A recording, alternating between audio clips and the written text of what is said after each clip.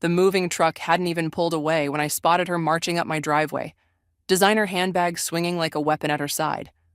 Layla Flores, my ex-mother-in-law and quite possibly Satan's more ambitious sister.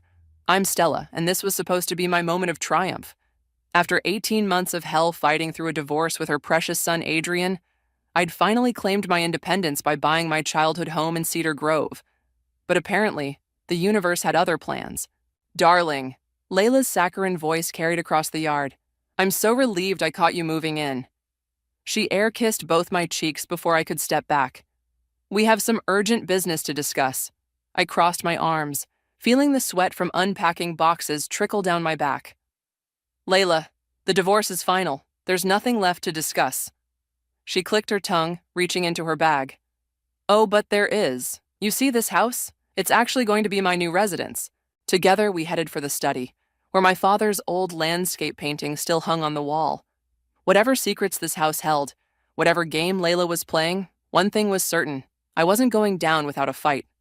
The painting in Dad's study was heavier than I remembered. Gianna held it steady while I ran my fingers along the back, finding nothing but dust and disappointment. Maybe we should just call Elliot, she suggested, arms trembling under the weight. Wait. My fingers caught on something, a small tear in the canvas backing. Inside was a yellowed envelope, Dad's handwriting clear across the front. Property deed, 1985. Holy shit, Gianna breathed as I carefully opened it. Is that what I think it is? Before I could answer, my sister Maureen burst through the front door. Stella, your evil ex-mother-in-law is telling everyone at the grocery store that you're squatting in this house illegally. Of course she is, I muttered, spreading the documents on Dad's old desk. Come look at this. Maureen peered over my shoulder. What am I looking at? The original deed to the house, I said, scanning the paperwork. Dad bought it from... Oh my God. What? Gianna and Maureen asked in unison. He bought it from Robert Flores, Adrian's grandfather. My hands shook as I read further. And there's a letter here too. The letter was brief but clear. Robert had sold the house to my father under one condition, that it never returned to the Flores family. He'd written that his son Marcus, Layla's husband, was not to be trusted with this property or its contents. Well, that's cryptic as hell, Maureen said, pulling out her phone. Let me Google the Flores family history. My phone rang. Elliot. Stella, I've been looking at those documents Layla showed you. They're definitely forged. The notary stamp is from someone who died 3 years ago. I need you to come over, I said. Right now. We found something. 20 minutes later, Elliot was examining the old deed while I paced the study. This is legitimate, he confirmed, and it predates any claim Adrian or Layla might make. But what? But they knew about this deed. That's why they're moving so aggressively. They want something in this house, Stella. Something valuable enough to commit fraud over. Maureen looked up from her phone. Guys, listen to this. In 1985, right before Robert Flores sold this house, there was a huge scandal at the local bank. Millions disappeared overnight. Robert was on the board of directors, but he was never charged. The safe, Gianna whispered. Adrian's text about the safe. What if that's where the money is? Elliot straightened his tie. If there's evidence of financial crimes in this house, we need to be careful. The Flores family has influence in this town. My phone buzzed with another text from the unknown number. Check the basement floor. 3rd tile from the north wall, 5th row in. Hurry. Maureen, watch the front door, I ordered. Gianna, you're with me. Elliot, start documenting everything we find. The basement was musty and dark. I counted tiles while Gianna held her phone's flashlight. The tile in question was slightly darker than the others. Here goes nothing, I muttered, prying at the edges with a screwdriver. The tile lifted easily, revealing a small metal door set into the concrete. It's a floor safe, Elliot said from the stairs. Probably from the 80s. Do you have the combination? Another text arrived. Robert's birthday, 11/22/29. My fingers trembled as I turned the dial. The safe opened with a soft click. Inside was a single manila envelope and a handwritten note. To whoever finds this, I'm sorry. The truth about Marcus and Layla Flores must come out. They're not who they pretend to be. Robert. Stella! Gianna's voice was urgent. Someone just pulled up outside. Maureen's footsteps thundered down the stairs. It's Adrian, and he looks pissed. I shoved the envelope into my bag just as Adrian's voice boomed from upstairs. Stella, we need to talk. Elliot stepped forward. Let me handle this. I'm still your lawyer of record. I grabbed his arm. No, I need to face him myself. I turned to my friends and sister. But maybe stick close? Right behind you, sis, Maureen promised. I laughed. I couldn't help it. Excuse me? Here. She thrust a stack of papers at me. These documents show Adrian's claim to this property. As his mother, I'll be taking possession while he's abroad on business. My hands trembled as I scanned the papers. This couldn't be happening. I'd done everything right. The searches, the checks, the endless paperwork with my realtor. These are fake, I said, but my voice wavered. As we climbed the stairs, I felt something I hadn't experienced in months. Power. Whatever was in that envelope, whatever secrets the Flores family was hiding, I finally had leverage. Adrian was waiting in the foyer, looking exactly as he had the day I left him. Expensive suit, perfect hair, and that smug smile that used to make my stomach turn. Hello, Stella, he said smoothly. I believe you have something that belongs to my family. I lifted my chin. Funny, I was just about to say the same thing about this house. His smile faltered, just slightly. Don't make this difficult. Mother can be quite persistent when she wants something. Oh, I'm counting on it, I replied, patting my bag where Robert's envelope sat heavy with secrets. In fact, I'm looking forward to it. Adrian's eyes locked onto my bag. Whatever you think you've found, it's not what you imagine. Really? I pulled out Robert's envelope, because your grandfather seemed pretty clear about keeping this house away from your family, especially your father. His confident facade cracked. Where did you— Get out of my house, Adrian. Or should we call the police to discuss these forged documents your mother brought over? He stepped closer, lowering his voice. You don't understand what you're dealing with. My father's investments are none of my business. I cut him off, just like this house is none of yours. The front door burst open, and Layla stormed in. Adrian, I told you to wait for me. Perfect timing. Elliot stepped forward. I was just about to call you, Mrs. Flores. We need to discuss the fraudulent documents you presented earlier. Layla's face reddened. I don't know what you're talking about. The notary's been dead for 3 years, I said. Want to explain that? Mother, Adrian warned, but Layla raised her hand to silence him. Fine. You want the truth? Your father stole this house from our family. Robert was senile when he sold it. It should have gone to Marcus, to our family. Maureen snorted. That's not what Robert's letter says. What letter? Layla's voice sharpened. I held up the envelope. The one explaining exactly why he sold it to my father? Something about keeping it away from Marcus? Care to elaborate? Layla's composure shattered. Give me that letter. Back off, Gianna stepped between us. Or the police get copies of everything. The forged documents, the letter, all of it. You don't understand, Layla's voice cracked. Marcus will lose everything if this gets out. The bank board is already investigating. Adrian grabbed her arm. Mother, stop talking. But Layla was unraveling. Your father trusted Robert. Trusted him with everything. And Robert betrayed us. Sold this house out from under us. Hid the evidence. Evidence of what? I pressed. Mother, we're leaving. Now. Adrian tried pulling her toward the door. No, Layla wrenched free. Stella, please. Whatever's in that envelope. Marcus made mistakes, but he's still Adrian's father. We can pay you. Name your price. I opened the envelope and pulled out the contents. Bank statements, transaction records, photos. My hands trembled as I realized what I was holding. This is proof of embezzlement, Elliot said quietly, looking over my shoulder. From 1985, and recent transactions, too. It's all connected to this house, isn't it? I looked at Adrian. That's why you never told me about your family's history here during our marriage. Why your mother's so desperate to get in. Adrian's jaw clenched. You have no idea what my father sacrificed for this family. Sacrificed? Maureen laughed harshly. You mean stole? My phone buzzed again. The unknown number. Check the photos carefully. Third one. I flipped to the third photo. It showed a young Layla with Marcus and Robert standing in front of the house. But it was what was visible through the window that made my breath catch. stacks of cash being packed into the wall. There's more in the walls, I realized. That's what this is about. The money's still here. Stella. Layla stepped forward, hands clasped. Please, we can make a deal. A deal?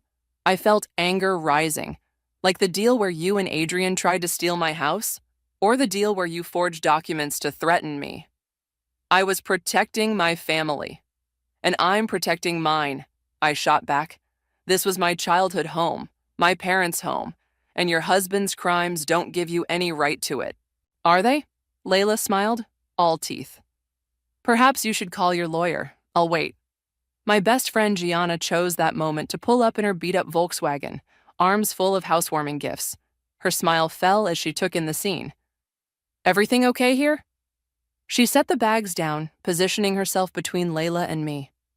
Just perfect, Layla purred. I was explaining to Stella that there's been a little mix-up with the property deeds. Nothing that can't be sorted out if she cooperates. Elliot cleared his throat. I should mention I've already emailed copies of everything to my office, just in case. Adrian's face went cold. You'll regret this, Stella. No, I smiled. I don't think I will. Now get out before I call the police. They left, Layla looking back once with something like desperation in her eyes. As soon as the door closed, I sagged against the wall. Holy shit, Maureen whispered. Holy actual shit. We need to go through these documents carefully, Elliot said, and probably contact the FBI. My phone buzzed one last time. Good job, but be careful. Marcus is dangerous when cornered. I'll be in touch. RF Jr. Robert had a son? Gianna asked, reading over my shoulder. Apparently. I looked around at my childhood home, wondering what other secrets its walls held, and something tells me we're about to meet him. What do we do now? Maureen asked. I straightened up. Now, we find out exactly what Marcus and Layla are hiding, and we make sure they never threaten me or this house again. That's my sister, Maureen grinned, finally fighting back. Yeah, I said, clutching Robert's evidence, and this is just the beginning. The contractors found the first stash of money exactly where the photo showed, behind the living room wall, stacks of yellowed bills wrapped in plastic and perfectly preserved. $20,000. Elliot announced, finishing the count, all in 80s-era hundreds. That's just one wall, Gianna said, watching the FBI agents photograph everything. How many more are there? Agent Wilson, the lead investigator, studied the old photo. Based on what we're seeing, there could be multiple hiding spots throughout the house. Ms. Palmer, we'll need to open more walls. I nodded, trying not to think about the renovation costs. Do whatever you need to. My phone lit up with a text from the mysterious RF Jr. Check the garden shed, behind the pegboard. Excuse me, I said, heading outside. Maureen followed, wielding a crowbar. I've always hated this shed, she said, prying at the pegboard. Remember how Dad never let us play in here? Maybe he knew, I suggested. Maybe that's why he bought the house, to keep the evidence safe. The pegboard came loose with a crack, revealing a metal lockbox bolted to the wall. Inside was a stack of letters, all addressed to Robert.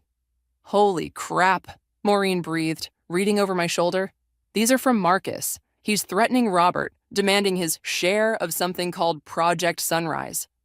What's Project Sunrise? We both jumped. Layla stood in the shed doorway looking exhausted. Get out, I snapped. The FBI is here. You shouldn't be... I know they're here, she interrupted. That's why I came. There's something you need to know about Marcus. Maureen stepped forward. Why should we trust you? Because, Layla's voice cracked, he's going to kill me when he finds out I lost control of this situation, just like he killed Robert. My blood ran cold. What? Robert's death wasn't an accident. Marcus found out he'd been gathering evidence, planning to turn him in. The car crash was staged. Agent Wilson appeared behind Layla. Mrs. Flores, I think you should come inside and make a formal statement. As they led her away, my phone buzzed again. She's telling the truth. Dad's death wasn't an accident. I have proof. Meet me at the Cedar Grove Diner. 1 hour. Come alone. No way you're going alone, Maureen said, reading the text. I have to, but I'll keep my phone on tracking mode. If anything happens, we'll send in the cavalry, she promised. The diner was nearly empty when I arrived. A man sat in the back booth, middle-aged with Robert's distinctive gray eyes. You look like your father, he said as I sat down. Tom was a good man. He helped Dad protect the evidence. What exactly was Project Sunrise? He slid a USB drive across the table. A massive money laundering operation. The bank was just the front. Marcus and his partners were washing money for some very dangerous people. Dad found out, started documenting everything. And my father? Bought the house to help hide the evidence. He and Dad were old friends. The plan was to wait until the statute of limitations expired on the banking crimes, then expose the bigger conspiracy. But Marcus killed Robert first. He nodded grimly. And now he's desperate. The FBI has been closing in on his current operations. That's why Layla and Adrian tried to get the house. They need to destroy anything that could connect the old crimes to the new ones. Gianna's eyes narrowed. Stella bought this house fair and square. I helped with the paperwork myself. Did you now? Layla's perfectly manicured nail tapped against the documents. Then you missed quite a few important details. My phone buzzed, a text from Adrian. Mom tells me you're being difficult about the house. Don't make this harder than it needs to be. Get off my property, I said, finding my voice. Now. My phone buzzed. Maureen, emergency. Marcus just showed up at the house. He has a gun. Go, Robert Jr. said, reading my expression. The USB has everything you need. I'll contact Agent Wilson. I broke every speed limit getting home. FBI agents had the house surrounded, but Marcus was inside with Elliot and Gianna. He's demanding the evidence, Agent Wilson told me. All of it. Says he'll start shooting if we don't comply. My phone buzzed one last time. Back door's clear. Security code 1985. Dad installed a panic room in the basement. Get your friends there. RJ. I showed Agent Wilson the text. 5 minutes later, I was creeping through my own house, hearing Marcus's voice from the living room. Where is it? He shouted. Where's the evidence? We don't know. Elliot's voice was steady. The FBI has everything. I peered around the corner. Marcus had his back to me, weapon trained on Elliot and Gianna. My friends saw me but didn't react. The panic room, I whispered, gesturing toward the basement door. What happened next was a blur. Elliot lunged, knocking Marcus off balance. Gianna kicked the gun away. I screamed for them to run as FBI agents burst in from all directions. We made it to the panic room just as the first shots rang out. Through the reinforced door, we heard the chaos above. Well, Gianna said, trying to catch her breath, I guess we found out what the Flores family was hiding. Yeah, I replied, thinking of Layla's warning and Robert's murder. And something tells me we're just getting started. The panic room's security monitor showed Marcus being led away in handcuffs, blood streaming from a shoulder wound. Agent Wilson's voice crackled through the intercom. All clear, Ms. Palmer. You can come out now. That was intense, Gianna said as we emerged. Like action movie intense? The living room was a disaster. Bullet holes in the walls, furniture overturned, and FBI evidence markers everywhere. Maureen rushed in and hugged me tight. Don't you ever scare me like that again, she whispered. Where's Layla? I asked Agent Wilson. In protective custody. She's agreed to testify against Marcus and their partners. He held up an evidence bag containing a laptop. We found this hidden in Marcus's car. The files match what was on the USB drive Robert Jr. gave you. My phone rang. Adrian. After everything that happened, I almost declined the call. Almost. What do you want? Is it true? His voice shook. Did my father really kill grandfather? Adrian, just tell me, please. I sighed. Yes, Robert Jr. has proof. Your father killed him to cover up Project Sunrise. Silence, then. I'm at the police station. I want to make a statement about what I know. Why now? Because, he paused, I found Mom's diary. She wrote about the night grandfather died, about how father came home covered in blood. I can't protect him anymore. Elliot touched my arm. Put him on speaker. Adrian, Elliot said, anything you say can be used as evidence. Are you sure about this? Yes. Father threatened to kill Mom if she ever talked. That's why she's been so desperate to get the house back. She thought if she could destroy the evidence, he'd leave her alone. Agent Wilson was already on his radio, dispatching agents to the station. There's more, Adrian continued. Project Sunrise never really ended. Father just moved it offshore. The transactions are still happening through shell companies. I can prove it. Why didn't you tell me any of this when we were married? I asked. Because I was a coward, he said simply, and because I thought I could protect everyone by staying quiet. I was wrong. The front door opened and Robert Jr. walked in, followed by more agents. Adrian, he said loudly enough to be heard through the phone. This is your uncle. I think it's time we talked. Uncle Rob? Adrian's voice cracked. They told me you were dead. That was the plan. Had to disappear to gather evidence safely. But I'm here now, and I'm going to help you make this right. Suddenly, all the lights went out. Emergency vehicles outside started blaring. Power's been cut to the whole block, Agent Wilson announced. Everyone stay calm. Layla's smile didn't waver. Oh, sweetheart, you really should have read the fine print in your divorce agreement. Adrian's family has certain historical claims to this land. We'll be in touch. She turned on her heel, leaving the papers in my shaking hands. As soon as she was gone, I collapsed onto the porch steps. She's bluffing, Gianna said, sitting beside me. She has to be. A canister crashed through the window, spewing smoke. Gunfire erupted from outside. Marcus's partners, Robert Jr. shouted. They're making a move for the evidence. Basement! I grabbed Gianna's arm. The panic room. We scrambled downstairs as bullets tore through the house. Agent Wilson and his team returned fire while Robert Jr. sealed the panic room door behind us. The evidence is safe, he said, patting his jacket pocket. All copied and encrypted, but they don't know that. My phone buzzed with a text from Adrian. Dad's partners are coming. They think everything's still in the house. Get out now. There's a tunnel, Robert Jr. said, moving to the far wall. Dad installed it when he built the panic room. Leads to the storm drain system. Of course there's a secret tunnel, Maureen muttered, because this wasn't crazy enough already. The wall slid open, revealing a narrow passage. As we crawled through, I could hear shouting and gunfire above. The house, I said, thinking of all Mom and Dad's memories. They'll destroy it looking for evidence. Houses can be rebuilt, Elliot said gently. Lives can't. We emerged 2 blocks away, behind the old pharmacy. Police sirens wailed in the distance. Adrian's doing the right thing, Robert Jr. said, helping me up, finally standing up to his father. Maybe there's hope for him yet. My phone lit up with another text, this time from Layla. I'm so sorry, Stella.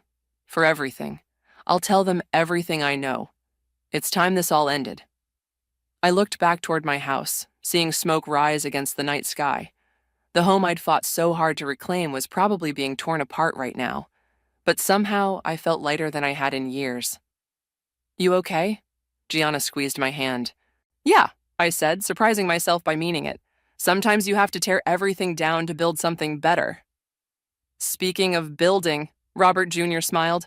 I believe I owe you a house renovation. It's the least I can do for my father's friend's daughter.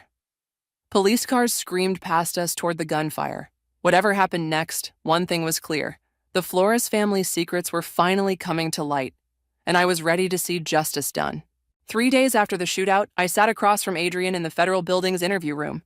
He looked smaller somehow, his designer suit replaced with a plain button-down shirt. The offshore accounts were just the beginning, he said, spreading documents across the table. Father had connections everywhere. Judges, politicians, even federal agents. That's how he stayed protected for so long. Agent Wilson leaned forward. And you can prove all this? I was his son. He trusted me with the books. Adrian's hands shook as he opened his laptop. Every transaction, every bribe, every shell company, it's all here. My phone vibrated. Gianna, turn on the news now. I pulled up the live stream on my phone. The headline made my heart stop. Prominent banker Marcus Flores found dead in holding cell. Adrian, I said softly, turning the phone toward him. His face went white. No, they promised he'd be protected. It wasn't suicide. Robert Jr. burst into the room. Security cameras caught 2 guards entering his cell last night. They're both missing now. Adrian slumped in his chair. His partners. They got to him before he could talk. Which means you're next on their list, Agent Wilson said. We need to move you to a secure location. Wait. Adrian grabbed my arm as they let him out. Stella, I need you to know something. That day I left you. Father threatened to hurt you if I didn't end things. He said you were getting too close to the truth. I pulled away. That doesn't excuse everything else you did. No, it doesn't, but maybe it explains it. He handed me a key. There's a storage unit on 5th Street, Unit 423. Everything you need to know about what really happened to your parents is in there. My parents? What are you talking about? But agents were already rushing him away. Robert Jr. touched my shoulder. Your father's accident, he said quietly. It wasn't random. He found something in the house, something that would have exposed everything. Marcus couldn't let that happen. The room spun. Both my parents died in that crash. I know. I'm so sorry. I've been trying to prove it for years, but Marcus was too careful. Gianna and Maureen were waiting outside with Elliot. I showed her the text from Adrian. They planned this. They waited until I'd spent every penny I had on this place. Then we'll fight back. Gianna squeezed my shoulder. Remember what your therapist said about standing your ground? We're going to that storage unit, Maureen announced, right now. It could be a trap, Elliot warned. That's why we called for backup. Gianna gestured to the street where Layla sat in an unmarked FBI car. She's been cooperating, Agent Wilson explained. Knows all of Marcus's old hiding spots. The storage facility was deserted when we arrived. Layla's hands trembled as she watched me unlock Unit 423. I tried to stop him, she whispered. When I found out what he'd done to your parents, I started gathering evidence. That's the real reason we wanted the house. Not just to destroy evidence, but to find proof of what he did. The unit door rolled up, revealing stacks of boxes. On top was a manila envelope labeled Palmer Accident. Security footage, Robert Jr. said, examining the contents. Traffic cam stills, phone records. Marcus documented everything. Why? I demanded. Why keep evidence of his own crime? Insurance, Layla replied. He kept dirt on everyone involved in case they ever turned on him. My phone rang. An unknown number. The voice was unfamiliar. Ms. Palmer, you have something that belongs to us. The house, the evidence, all of it. Walk away now, or you'll meet the same end as Marcus. Who is this? We're the people who really run this town. Marcus was just our puppet. You have 1 hour to return everything, or a gunshot cracked through the air. The phone clattered from my hand as we dove for cover. Sniper! Agent Wilson shouted, drawing his weapon. Everyone back inside. More shots peppered the storage unit door as we huddled behind boxes. There's another exit. Layla pointed to a maintenance door. The service corridor leads to the back lot. Go. Robert Jr. pushed me toward it. Get the evidence to the FBI. We'll hold them off. I'm not leaving you. Stella. Maureen grabbed my arm. We didn't come this far to lose now. Mom and Dad deserve justice. She was right. I shoved the evidence into my bag as Gianna and Elliot covered our escape. In the back lot, an SUV screeched to a halt beside us. Adrian was behind the wheel. Get in, more of their guys are coming. I hesitated for a split second, then jumped in. As we sped away, I watched federal agents swarming the storage facility. Where are we going? I asked. I nodded, watching Layla's Mercedes disappear around the corner. The house behind me, my house, held every childhood memory I had. My first steps on these hardwood floors, homework at the kitchen table, Mom's garden in the backyard. I'd fought tooth and nail to buy it after my parents passed, and no way in hell was I letting the Flores family take it from me. Call Elliot, Gianna suggested, naming my lawyer. He'll know what to do. I pulled out my phone, but another text from Adrian stopped me. By the way, did Mom mention the safe? What safe? I whispered. Gianna read the text over my shoulder. There's a safe in the house? I stood up, sudden determination replacing my fear. Help me search. Whatever game they're playing, there's something in this house they want, and I'm going to find it first. That's my girl, Gianna grinned, following me inside. Operation Screw the Flores family is officially on. As we began our search, I couldn't shake the feeling that this was more than just another power play from Layla. The way she'd smiled, like she knew something I didn't, it made my skin crawl. My phone buzzed again. This time, it was a text from an unknown number. Check behind the painting in the study. Not everyone in the Flores family is your enemy. I showed Gianna the message. Think it's a trap? She shrugged. Only one way to find out. Somewhere safe, Adrian replied. Somewhere we can finally end this. My phone buzzed with a text from Robert Jr. Everyone's okay. Evidence secured. Be careful. Don't trust anyone. I looked at Adrian, wondering if I was making another huge mistake. But sometimes I realized the only way forward is through the fire. Adrian's SUV wound through back roads until we reached an old hunting cabin outside town. My phone had no signal. Perfect. "Before you panic," he said, killing the engine, "this was my grandfather's cabin, the only place Father didn't know about." "Why should I trust you?" "Because I'm done running." He pulled out a laptop. "Everything's on here. The people behind Project Sunrise, the ones who killed Father. They call themselves the Board." A car approached. I tensed, but it was Robert Jr. and Layla, followed by Gianna and Maureen in another vehicle. "The FBI is securing the storage facility," Robert Jr. said as they joined us. "But the Board's people are everywhere. We don't have much time." "Show them," Adrian told Layla. She opened her purse and removed a small recorder. "I've been recording Marcus for years, including the night he talked about your parents' murder." My hands shook as she pressed play. Marcus's voice filled the cabin. "The Palmers were getting too close.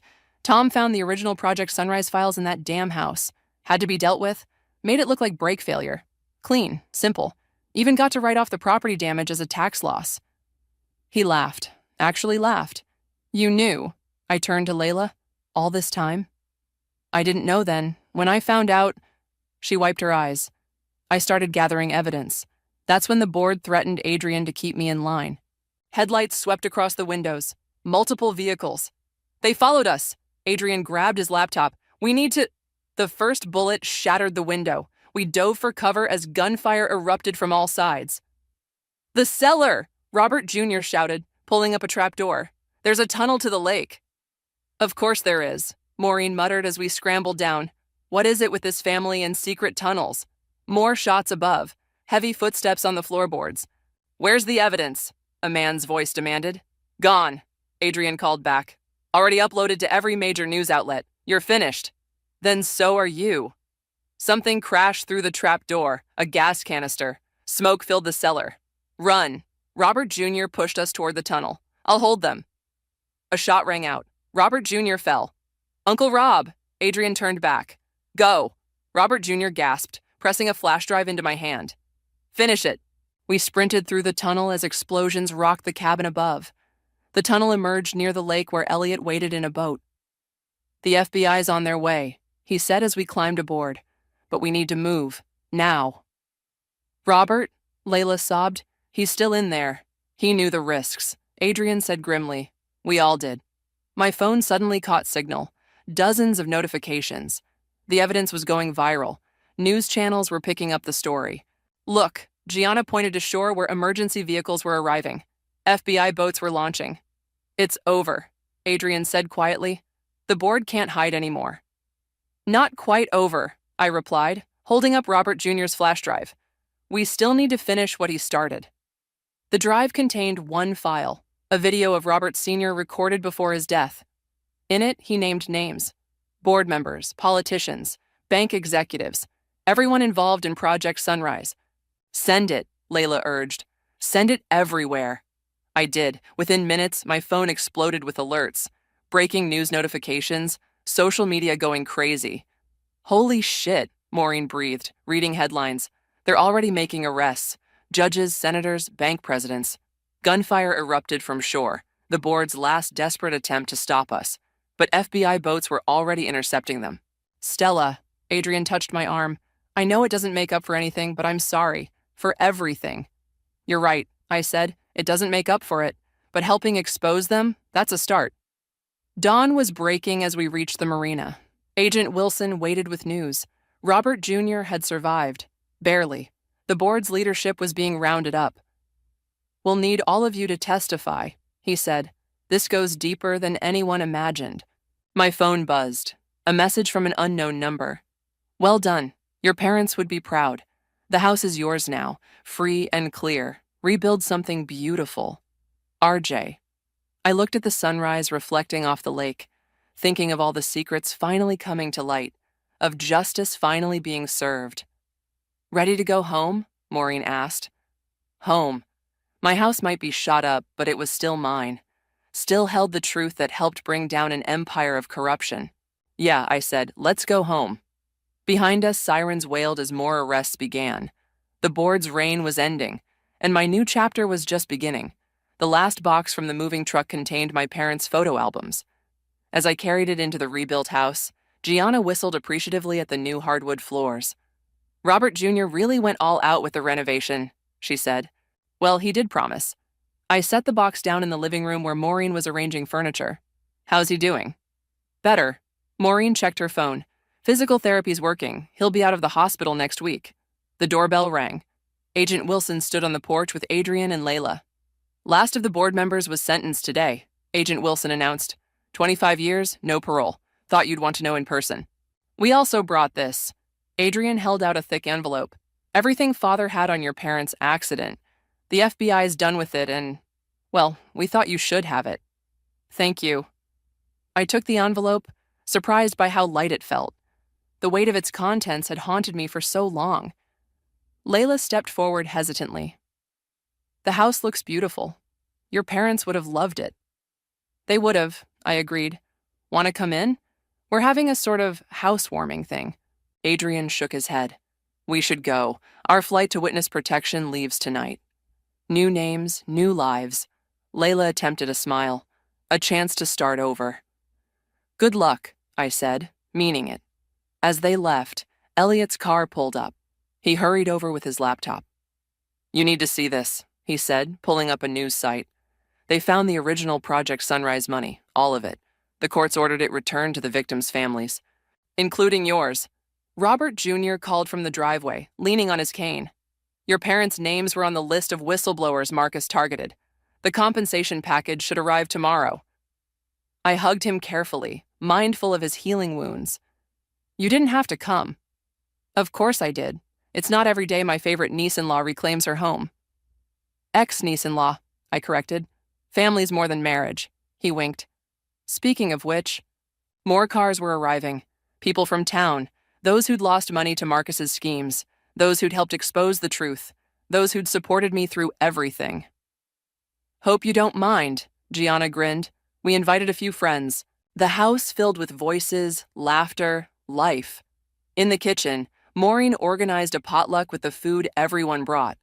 Elliot and Agent Wilson discussed the case's impact on banking regulations. Robert Jr. held court in the living room, sharing stories about his father's fight for justice. My phone buzzed. A text from Adrian. Thank you for showing me it's never too late to do the right thing. Be happy, Stella. You deserve it. I stepped onto the back porch, breathing in the evening air. The garden needed work, but Mom's old rose bushes had survived everything. The crash, the shootout, the reconstruction. Still blooming. Penny for your thoughts? Gianna joined me. Just thinking about karma, I said.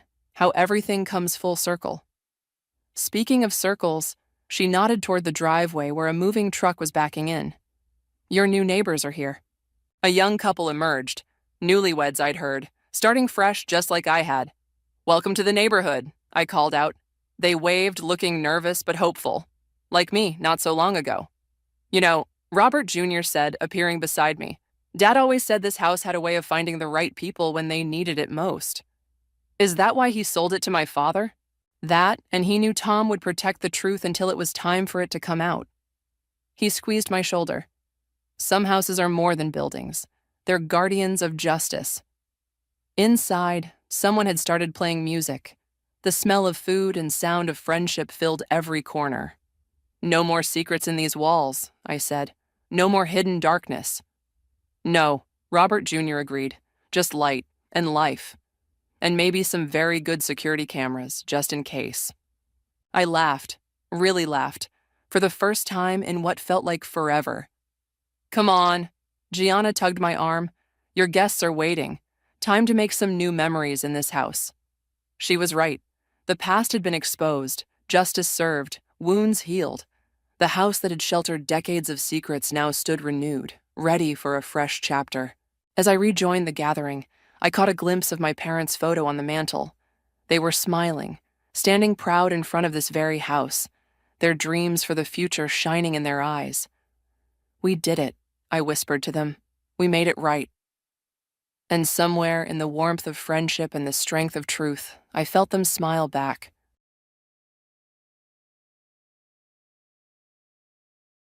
The bell finally pierced the monotone, and the classroom erupted into a symphony of shrieks and locker slams. I, Kaylee, reveled in the controlled chaos. It had been my reality for the past 20 years, ever since I graduated with a teaching degree and a head full of idealism. My parents, bless their practical hearts, had urged me towards a stable career, accounting, maybe law. But the thought of spending my days hunched over numbers or arguing legalese sent shivers down my spine. Ms. Evans! Ms. Evans! A small hand tugged at my sleeve. I looked down to see Lily, a wisp of a girl with bright, curious eyes, bouncing on the balls of her feet. Yes, Lily? Can I stay after school again today? I finished all my homework, and I really want to talk about that book you mentioned. A smile tugged at my lips. Lily was one of those rare students who devoured knowledge like candy. Most afternoons, she'd linger after class, peppering me with questions about everything from black holes to the intricacies of Shakespearean sonnets.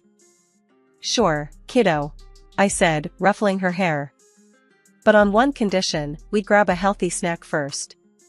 No heroics can happen on an empty stomach. She giggled, her smile infectious. Deal. The school day ended with a chorus of goodbyes, and Lily bounced towards the front door, searching for her usual ride. Today, however, wasn't her mom waiting, but a man I hadn't seen before. Tall and broad-shouldered, he had a warm smile that crinkled the corners of his eyes. Hey, Lily, he boomed, crouching down to her level. You ready to ditch this place? Lily squealed with delight and launched herself into his arms. Uncle Mark. This is Ms. Evans, my favorite teacher. Mark extended a hand towards me. Mark Miller, nice to meet you. Lily talks about you all the time. His handshake was firm, his eyes holding mine for a beat longer than necessary. A blush crept up my neck, and I mumbled a greeting. So, Ms. Evans, Mark continued, a playful glint in his eye. You must be some kind of superhero to keep this little tornado focused all day.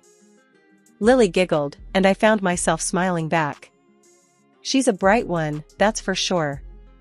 A pleasure to have in class. Over the next few weeks, Mark became a regular fixture in the afternoon pickup routine. We'd chat briefly, the awkwardness slowly giving way to comfortable conversations. He was funny, intelligent, and talked about things beyond the usual kid-related topics. One afternoon, when Lily was engrossed in a book I'd loaned her, Mark lingered after the bell. Listen, Ms. Evans. He started hesitantly. I know this might seem crazy, but would you maybe like to grab coffee sometime? Not with Lily, of course. Just us. My heart skipped a beat. Sure. I stammered, surprised by how quickly the answer tumbled out. That coffee turned into dinner, then drinks, then stolen moments whenever our schedules allowed. We were falling fast, caught in a whirlwind of stolen glances and late-night texts. A year later, Mark slid a diamond ring onto my finger, his eyes mirroring the joy in mine. We married in a small ceremony, surrounded by close friends and family. My parents, initially hesitant about the whirlwind romance, were won over by Mark's easy charm. Life seemed perfect. I gained a loving husband, a kind and supportive mother-in-law, and a rambunctious niece, Lily, who spent most weekends at our place. Lily's mom, Mark's sister, Sarah, was another story entirely. With fiery red hair and a penchant for tight skirts, Sarah cut a figure of chaos. Most evenings, Mark would field frantic calls from her, usually ending with him rolling his eyes and muttering about another man crisis. Sarah, in turn, barely tolerated me. Every visit was punctuated by backhanded compliments about my boring life choices and envious jabs at our family. One night, after a particularly scathing remark about my old-fashioned values, I finally snapped. Mark, I hissed after Sarah flounced out the door. Lily needs more stability. Can't you see that woman wouldn't know responsibility if it bit her in the butt? Mark scowled. She's my sister. Frustration bubbled over. And Lily's your niece. How long are you going to pretend it's all sunshine and rainbows? That girl needs a real parent, not a walking party trick. Mark stormed out, leaving me fuming in the living room. This wasn't the first time we'd argued about Sarah, and it wouldn't be the last. A small seed of worry had taken root in my mind, a worry that would soon blossom into a full-blown storm. A few months after the wedding bliss settled, it was time for the grown-up talk. We sat at the kitchen table, the remnants of takeout scattered around us. "Mark," I began, trying to keep my voice neutral, "we need to talk about finances." He sighed, pushing back his chair. "Finances? What's the deal, honey? We agreed on a shared account, remember? 50-50. It seems like you haven't been contributing much lately." My words hung in the air, heavy with unspoken accusation. Mark's brow furrowed. "Yeah, well, things came up. Sarah's going through a rough patch again. Needs some help with Lily and all." "Again?" My frustration simmered. "Mark, we can't keep bailing her out every other month. We have bills to pay, groceries to buy. Look, Sarah's family. I gotta help her out, alright?" His voice was laced with a defensive edge. "And what about our family?" I retorted, my voice rising a notch. "Isn't Lily our family too? You're basically paying for their meals with our money." Mark slammed his fist on the table, making me jump. "Don't you get it, Kaylee? They need it more than we do. You keep the damn house clean, that's your contribution. Stop nagging about every dime." The anger in his voice startled me. This wasn't the easygoing Mark I married. This was a man with a secret, and a growing resentment towards me. I swallowed the lump in my throat, refusing to be bullied. "That's not fair, Mark. We agreed on a system, and you're breaking it." He scoffed. "Life happens, honey. Deal with it." With that, he stormed out, leaving me alone in the cold silence of the kitchen. The takeout tasted like ash in my mouth. Mark's outburst confirmed the gnawing suspicion in my gut, something wasn't right with Sarah's rough patch. This wasn't a one-time thing, it was a pattern. I spent that night staring at the ceiling, a knot of worry tightening in my stomach. The next few months were a blur. Mark stopped contributing altogether. Every time I brought it up, he'd brush me off with a flimsy excuse or a snide remark. The bills started piling up. I dipped into my savings, then resorted to using my own salary to keep the house afloat. It felt like I was single-handedly supporting a family that wasn't even mine. The worst part? Mark didn't seem to care. He continued to spend his evenings, glued to his phone, taking calls from Sarah and disappearing, for hours on end. The man I loved, the man who promised a future together, was slowly becoming a stranger, his secrets creating a widening chasm between us. 6 months crawled by, each day a monotonous echo of the last. Mark's absences grew longer, his excuses flimsier. He'd vanish for entire evenings, his phone perpetually on silent. When he did grace us with his presence, it was a fleeting hello and a quick goodbye, his attention glued to his phone like a lifeline. Family dinners at my in-laws became a painful charade. Mark, a ghost at his own table, would mumble half-hearted greetings before disappearing into whispered phone conversations on the patio. My mother-in-law, bless her perceptive heart, would shoot me concerned glances, her silence speaking volumes. One night, after another empty silence settled over our dinner plates, I snapped. Mark, barely acknowledging my presence, shoved his food around the plate with a restless energy that made my skin crawl. "Mark," I said, my voice tight with frustration, "we need to talk." He glanced up, a flicker of annoyance crossing his face. "About what, honey?" "About you. About us. About where the hell you are all the time." The words tumbled out, a dam bursting after months of pent-up emotions. Mark sighed, a theatrical display of exasperation. "Look, I'm swamped at work.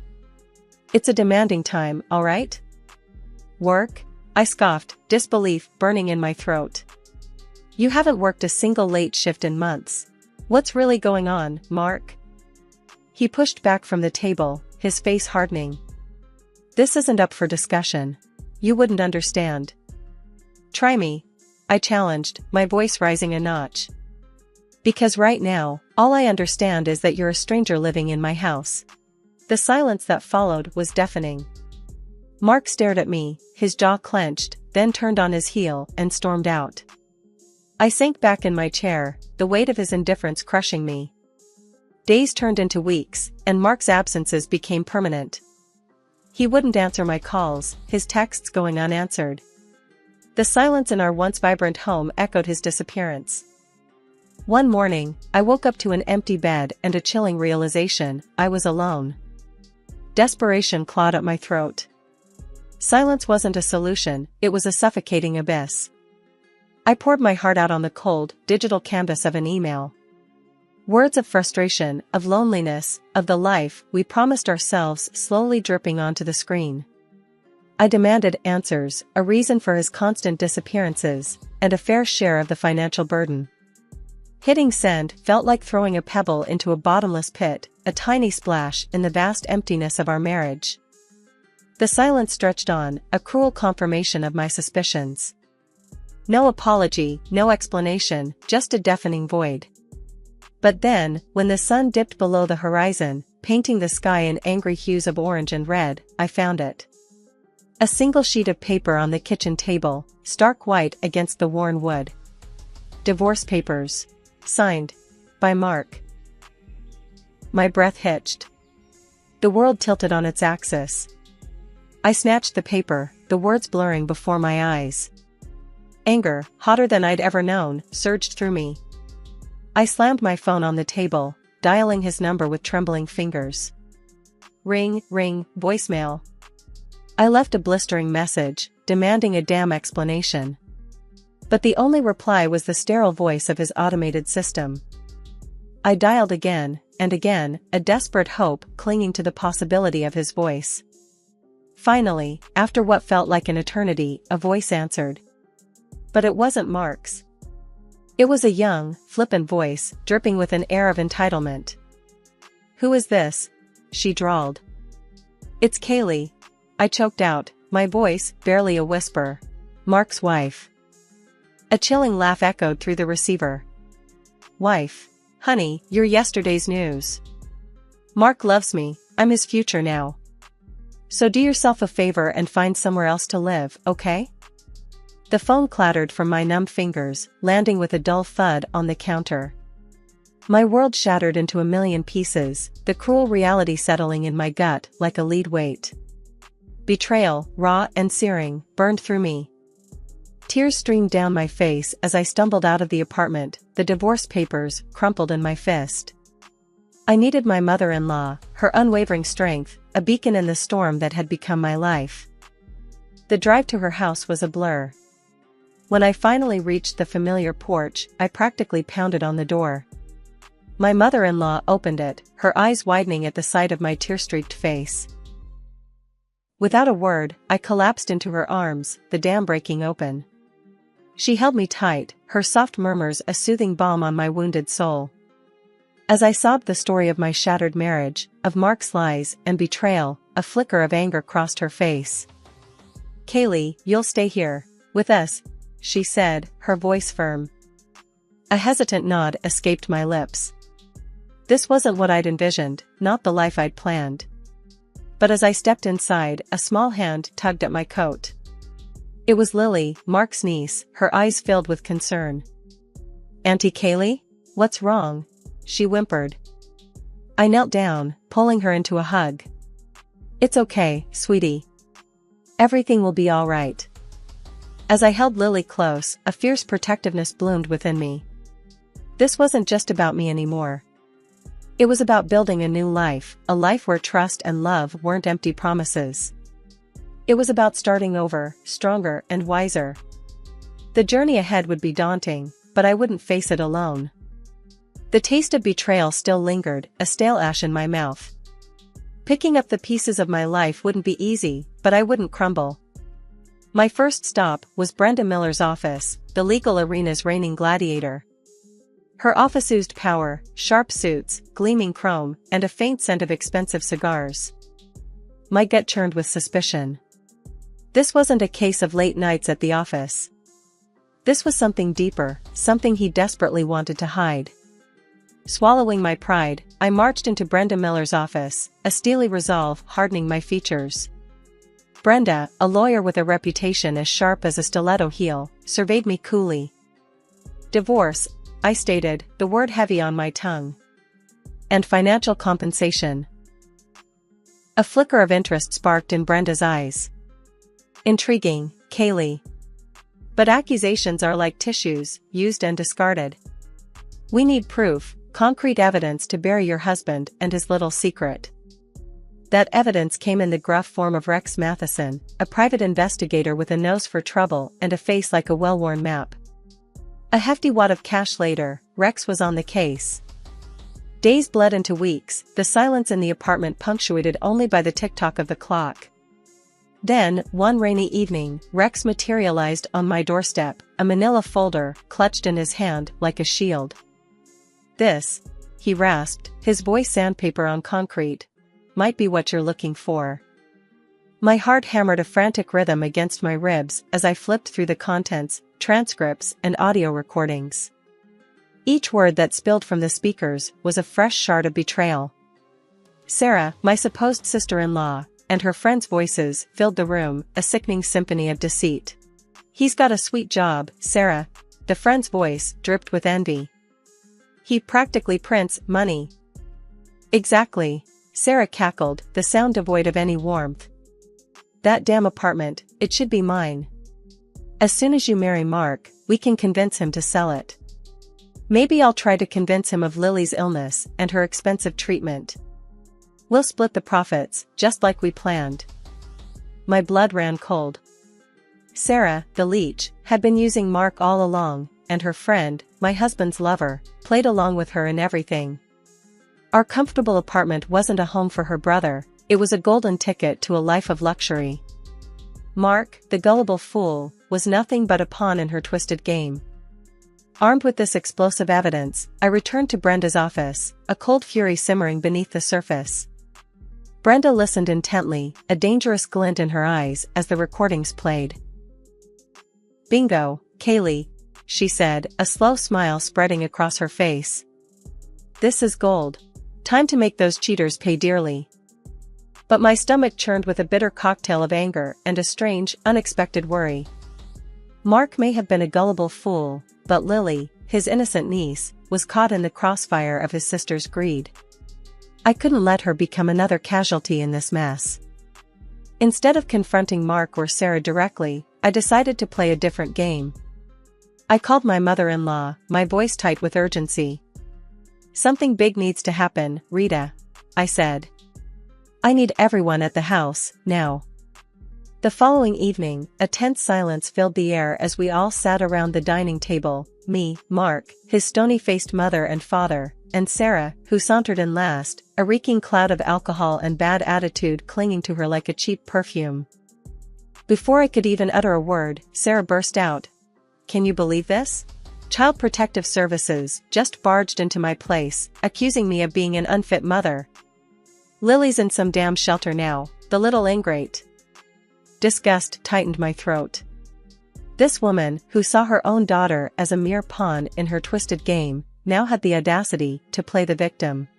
Sarah continued to rant, oblivious to the storm brewing in my eyes. It was then, with a steely voice that surprised even myself, that I spoke. Actually, Sarah, I said, leaning forward, I contacted Child Protective Services. The room fell silent. Sarah's eyes widened, her drunken stupor momentarily forgotten. Mark gaped at me, his face a mask of confusion. You what? Sarah shrieked, her voice laced with a dangerous edge. Why you meddling? Because, Sarah, I cut her off, my voice unwavering. You are a terrible person. You used your own brother for money, and now you're willing to throw your own daughter under the bus to get what you want. Lily deserves better than that. Sarah lunged at me, a feral snarl contorting her face. Before she could connect, Mark, bless his slow on the uptake self, finally reacted, grabbing her arms and holding her back. Get your hands off me! Sarah shrieked, flailing uselessly. You're both finished. You'll pay for this. Mark, still bewildered, finally spoke. What was all that about, Kaylee? I pressed play on the recorder, the damning conversation between her and her friend filling the room. Mark's face drained of color with each passing word. Shame and disbelief flickered in his eyes as he heard his sister's cruel assessment of him, a mere ATM to be manipulated. Sarah, cornered and desperate, erupted. This is bullshit, she shrieked, her voice laced with a barely concealed tremor. You have no right to stick your nose in our family business. This isn't your place. Ignoring her outburst, I kept my gaze fixed on Mark. This was his moment of truth, the moment he saw his sister for who she truly was, a scheming manipulator. Rita, my normally composed mother-in-law, joined the fray. Sarah, how could you? Her voice, usually laced with warmth, dripped with disappointment. This is betrayal of the worst kind. Sarah scoffed, a cruel twist of her lips, the only response. Betrayal? She sneered. Please, spare me the dramatics. This was always the plan. First, soften Mark up, then that fancy apartment becomes mine. And after that, she continued, her voice dripping with malice, it's your turn, old folks. Your retirement nest egg looks mighty comfortable. The revelation slammed into Rita and John like a physical blow. Their eyes widened in horror, their faces a mask of betrayal.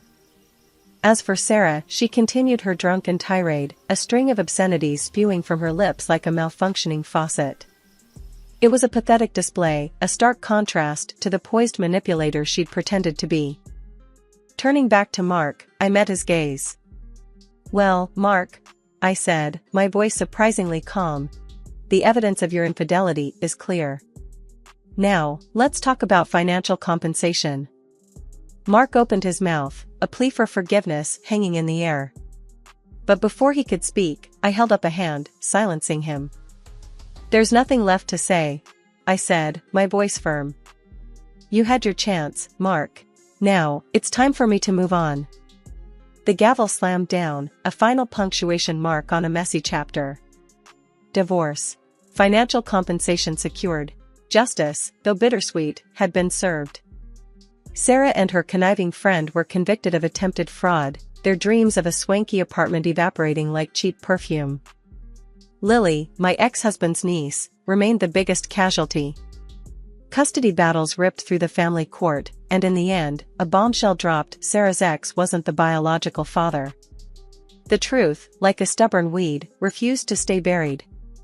With no known father and an unfit mother, the judge placed Lily under Rita's care. Her once empty house transformed into a bustling haven. Rita, initially overwhelmed, found solace in raising Lily. We settled into an unlikely, but surprisingly functional, routine. One quiet evening, Lily, a tangle of blonde curls and boundless energy, snuggled onto my lap. Mother isn't coming back, is she? She asked, her voice small. A lump formed in my throat. No, honey, I said gently. But you're stuck with me now. A smile, as bright as a sunflower, bloomed on her face. Good, she declared, wrapping her arms around me. I love you more than glitter and ice cream combined. But the following events threw me into shock. It happened on an ordinary Friday evening.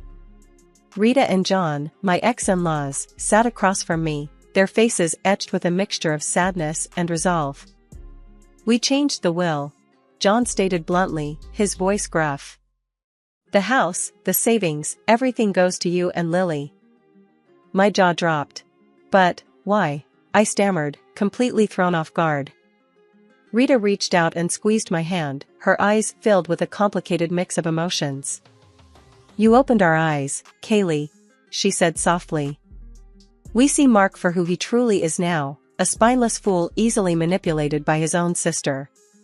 But what about Mark? I asked hesitantly. He's your son. John's face hardened. Blood doesn't mean everything, Sarah. He made his choices, now he has to live with them. Rita chimed in, her voice firm. You and Lily, you're the family we have left. You've been there for us, for Lily, and that's worth more than any blood tie. Life continued its steady march forward.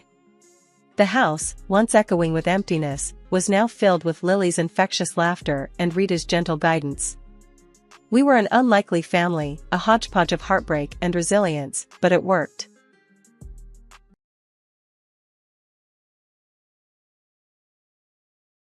I wasn't looking for love, not really. At 28, I was a rising star at my finance firm. Spreadsheets were my love language, and my cubicle felt more like home than any bar or dating app ever could. Then came Sarah's rooftop party. Sarah, my coworker and best friend, had a knack for dragging me out of my comfort zone. This time, it was a mixed crowd, a bunch of artists and musicians Sarah knew, and a few of the more normal people from the office. That's where I saw him. He was arguing, well, more like playfully sparring, with a guy over the best way to restore a brick building. He was tall and lean, with kind eyes and a mess of dark brown hair that looked like he just ran his fingers through it. He wore a worn leather jacket over a faded t-shirt that probably had a band logo I wouldn't recognize. The opposite of my usual button-down and slacks crowd, but something about him drew me in. So, you think slapping a fresh coat of paint on history is a good idea? He was saying, a playful smile on his face. The other guy, a stocky dude with a shaved head, rolled his eyes. Hey, it preserves the structure, right? Yeah, but it erases the character, the guy in the leather jacket countered. The cracks and the wear, that's what tells the story. I found myself walking closer, drawn to their easy banter. Just then, Sarah appeared beside me, a mischievous glint in her eyes. Amelia, this is Mark, she said, nudging me forward. Mark, this is Amelia, the spreadsheet wizard I was telling you about. Mark turned, his smile widening when he saw me. Spreadsheet wizard, huh? Sounds impressive. It pays the bills, I replied, feeling a blush creep up my cheeks. But I can also hold my own in a conversation that doesn't involve amortization schedules. I winked at Sarah, who snickered. Challenge accepted, Mark said, his voice warm and inviting. So, Amelia the spreadsheet wizard, what do you think about preserving history? We ended up talking for hours, about everything and nothing. He was an architect, passionate about restoring old buildings and giving them new life. I told him about my crazy hours at the firm and the satisfaction of closing a big deal. There were no awkward silences, just a comfortable flow of conversation that felt effortless. As the night wound down, we found ourselves standing by the railing, overlooking the city skyline. The air was cool, and goosebumps prickled my arms. This was fun, I admitted, surprised by the slight tremor in my voice.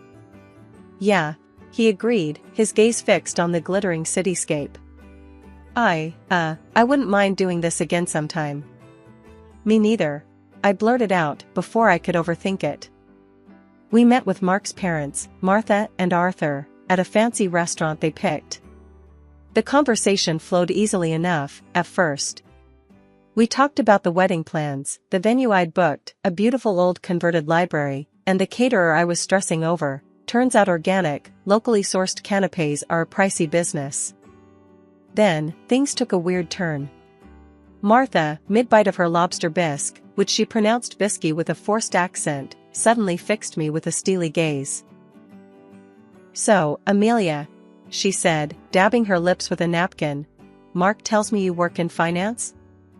Yes, I'm a financial analyst at a large firm downtown, I replied, unsure where this was going. Analyst, huh? Sounds important, Arthur chimed in, his voice booming across the table. You must do well for yourself. Mark, who had been mostly quiet up until this point, cleared his throat.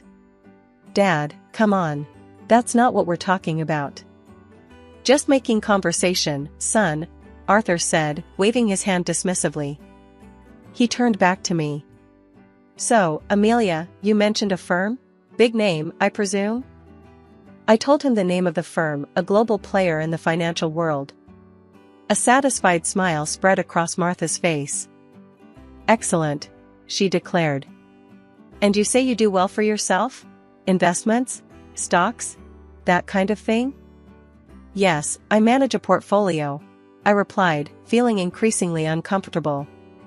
This felt more like an interrogation than a meeting with my future in-laws. A portfolio, huh? Martha leaned forward, her eyes gleaming. How much are we talking about here, dear? My jaw dropped. This was outrageous. Nobody, not even family, asked questions like that. I glanced at Mark, hoping he'd step in, but he just avoided my gaze, fiddling with his breadbasket. That's really personal information, Mrs. Miller, I said, forcing a smile. Oh, come on, honey, Martha huffed. We're practically family now. Isn't that right, Mark? Mark mumbled something non-committal, his cheeks flushed pink. I decided to take matters into my own hands. Look, I said, trying to keep my voice calm. Money isn't everything. Mark and I love each other, and that's what matters most. Love is great, sweetheart, Arthur chimed in again. But let's face it, love doesn't pay the bills. I took a deep breath. This dinner was turning into a disaster. Maybe we should stick to talking about the wedding, I suggested, hoping to change the subject. The next morning, I called my grandma. As soon as I hung up with her after recounting the dinner with Mark's parents, a wave of doubt washed over me. Her words, greedy and selfish people, echoed in my head. But I brushed it off. Grandma could be a bit old-fashioned sometimes. Sure, Martha and Arthur were a little blunt, but they seemed genuinely happy for us. Maybe they were just a bit awkward when it came to expressing their emotions. Fast forward a few months, and wedding planning was in full swing. Everything, from the venue to the flowers, felt like pulling teeth. Whenever money came up, Mark would give a sheepish shrug and say, "Work's been a bit tight lately." His parents, bless their hearts, kept offering suggestions, cheaper venues outside the city limits, a family friend who did amazing catering for a discount meaning they'd barter for vegetables from their neighbor's garden. Needless to say, I ended up footing most of the bill. Mark, ever the charmer, would say things like, "You're amazing, honey. Handling everything like a champ." But his lack of financial contribution started to grate on me. Finally, the big day arrived. It was beautiful, the weather cooperated, the food was delicious, and most importantly, Mark and I said "I do." The only sour note was Grandma. After the ceremony, she pulled me aside, her wrinkled face etched with concern. "Amelia, honey," she said, her voice low, "be careful with those in-laws of yours. They don't have your best interests at heart." I rolled my eyes. Here we go again. "Grandma, they're just excited. They love Mark, they love me. Everything's fine."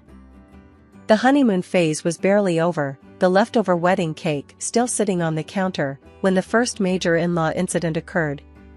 It was a Sunday morning, and Mark and I were still luxuriating in bed when a loud thump from downstairs shattered the peaceful silence.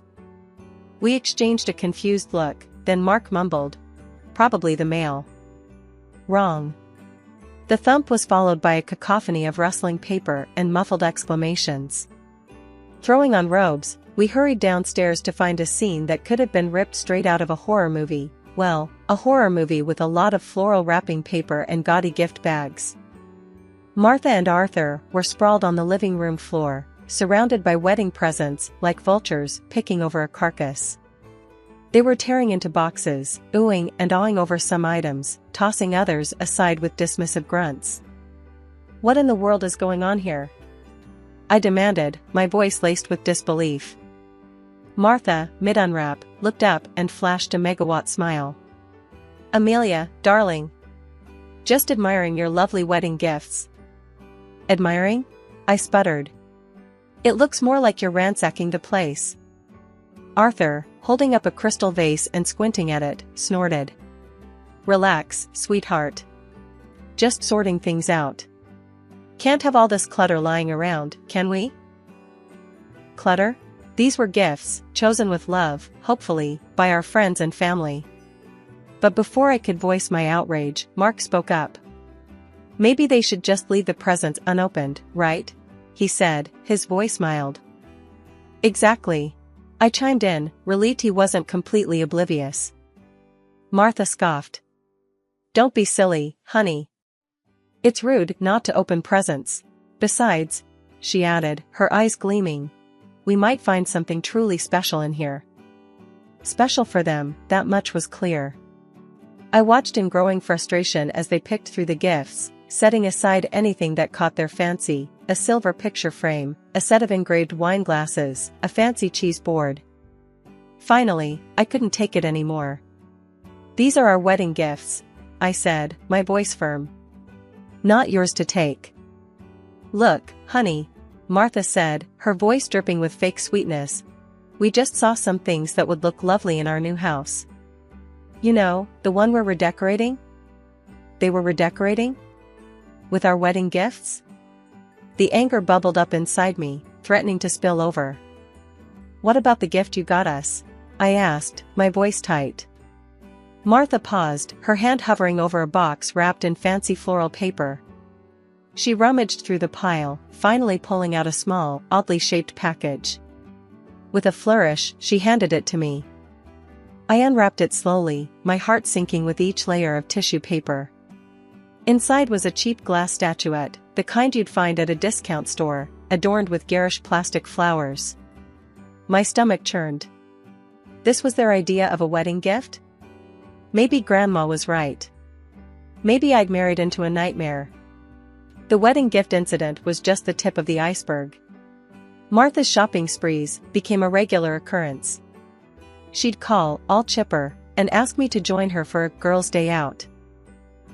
What it actually meant was me being her unpaid personal shopper.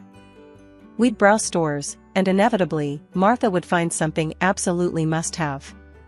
Then, at checkout, she'd do this weird shuffle with her purchases and mine, muttering about forgetting her wallet and such a hassle with separate bags. Of course, by the time the cashier figured it all out, I'd be stuck paying for both our stuff. Arthur wasn't much better. Weekends were his prime visiting time. He'd waltz in unannounced, plop himself down on the couch, and proceed to spend the entire day glued to the TV, inhaling whatever snacks I had on hand. When I finally built up the courage to ask him why he spent so much time at our place, he looked at me with a straight face and said, "Saves money on groceries and electricity, doesn't it?" The audacity of the man. Did he think we were running a charity? Mark, ever the peacekeeper, just rolled his eyes and muttered something about Dad just needing some company. The birthday dinner was the final straw. I decided to treat myself, a nice night out at a fancy restaurant to celebrate another year older, and hopefully wiser. Naturally, I invited Martha and Arthur. Big mistake. The menu was a confusing array of French names and unfamiliar ingredients. Undeterred, Martha and Arthur ordered the most expensive dishes, pronouncing them with a confidence that belied their complete lack of knowledge. Halfway through the meal, Martha declared the escargots too slimy and pushed the plate away. Arthur choked on a mouthful of bouillabaisse, spraying a gout of saffron broth across the table. The entire evening was a disaster. By the time the bill arrived, my blood pressure was through the roof. The cost of that meal could have fed us for a month. And guess who offered to chip in? Nope, not Mark. He just sat there, oblivious, while I choked out a strained thank you to the waiter and reached for my credit card. Back home, fuming and frustrated, I finally confronted Mark. "How can you just let your parents walk all over you like that?" I demanded. "Come on, babe," he said, dismissive. "It's not a big deal. They're just, like that." Like what? Selfish and entitled? Mark, this isn't okay. He sighed, running a hand through his hair. "Look, I love you, but you gotta pick your battles. My parents are, well, my parents. They're not gonna change." Maybe he was right. Maybe I had been naive, hoping to change them, to somehow mold them into the in-laws I'd always dreamed of. But the reality was staring me in the face. Martha and Arthur were who they were, and that wasn't going to change. The birthday dinner debacle was a turning point, but not the end. The in-law gift-giving strategy became painfully clear: shower us with cheap, impersonal trinkets on holidays and expect extravagant presents in return. A framed picture of a lighthouse for Christmas? Try a top-of-the-line espresso machine for Mother's Day, according to Martha's order. Any hint at the unbalanced value of gifts resulted in a lecture about family and not keeping score. My grandma, bless her soul, wouldn't dream of asking for anything. Every time I'd inquire about a holiday gift, she'd brush it off with "Honey, I have everything I need. Just come visit, that's all that matters." Meanwhile, Martha and Arthur treated gift-giving like a competitive sport. They'd show up unannounced, a triumphant glint in their eyes, brandishing their latest treasures. A chipped ceramic fruit bowl for Christmas? A set of mismatched oven mitts decorated with faded cartoon cats for Valentine's Day? Each offering felt like a slap in the face. The final insult came on Thanksgiving.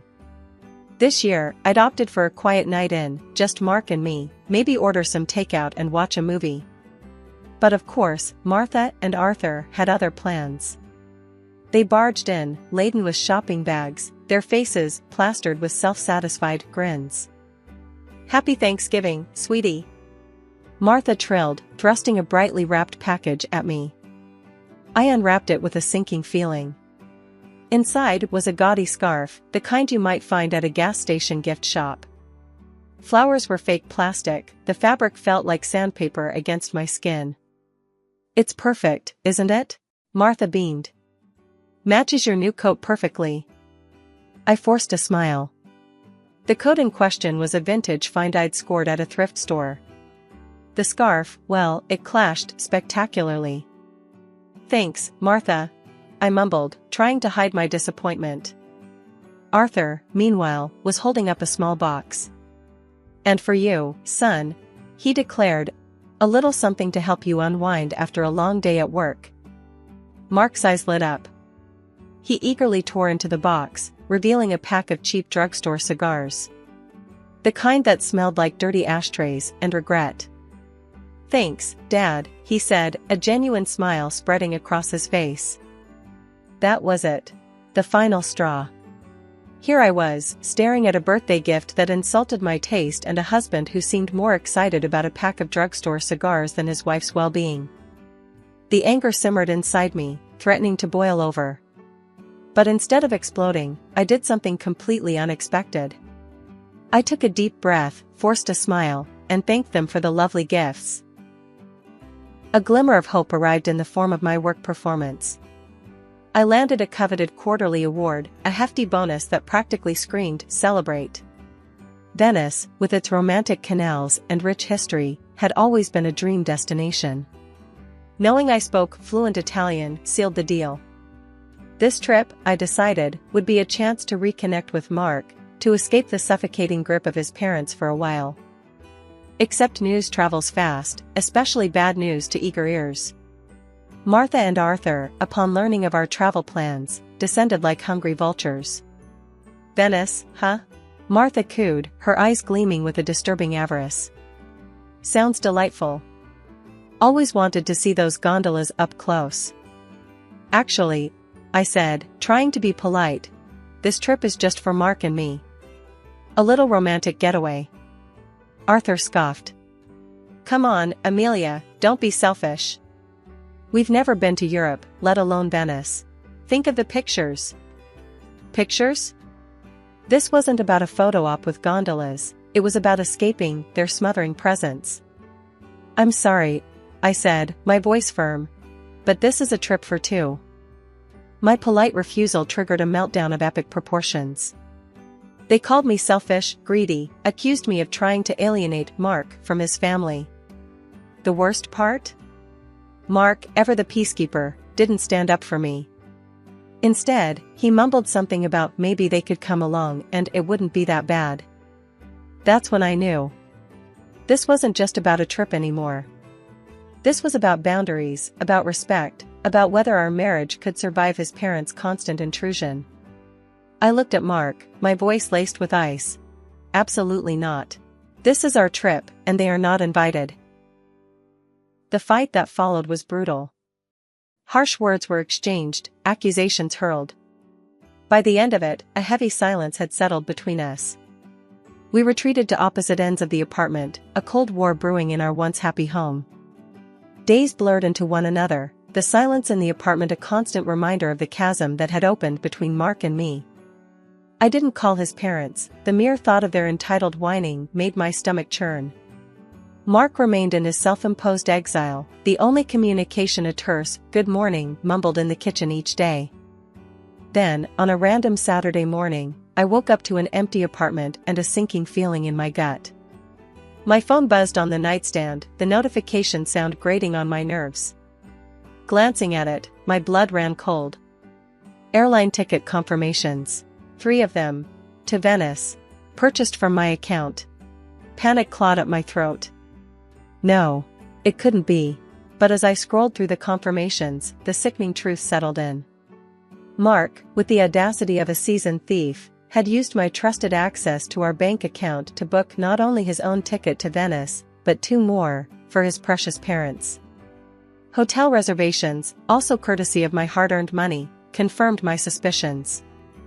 He'd gone behind my back, completely disregarded my feelings, and booked a vacation for himself and his leech-like family with my money. The anger, hot and furious, burned away the remnants of any affection I might have had left for him. My fingers flew across the screen, canceling the return flights and hotel rooms. Next, with a steely resolve, I revoked Mark's access to my bank account. One small act of defiance in the face of their colossal selfishness. A few hours later, my phone erupted with a call. Mark's name flashed on the screen, but I let it go to voicemail. The voicemail notification arrived a moment later, his voice laced with a mixture of panic and fury. "Amelia, where the hell are you? We're supposed to be checking into the hotel. What did you do with the tickets?" I deleted the message without listening. Then came a barrage of texts, from both Mark and Martha.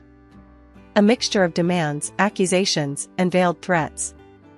Mark's final message, though, sent a dark chuckle rippling through me. "If you don't give me back access to the account and get us on that damn plane, Amelia, we're done. Consider this your divorce notice." With a newfound clarity, I started making my own plans.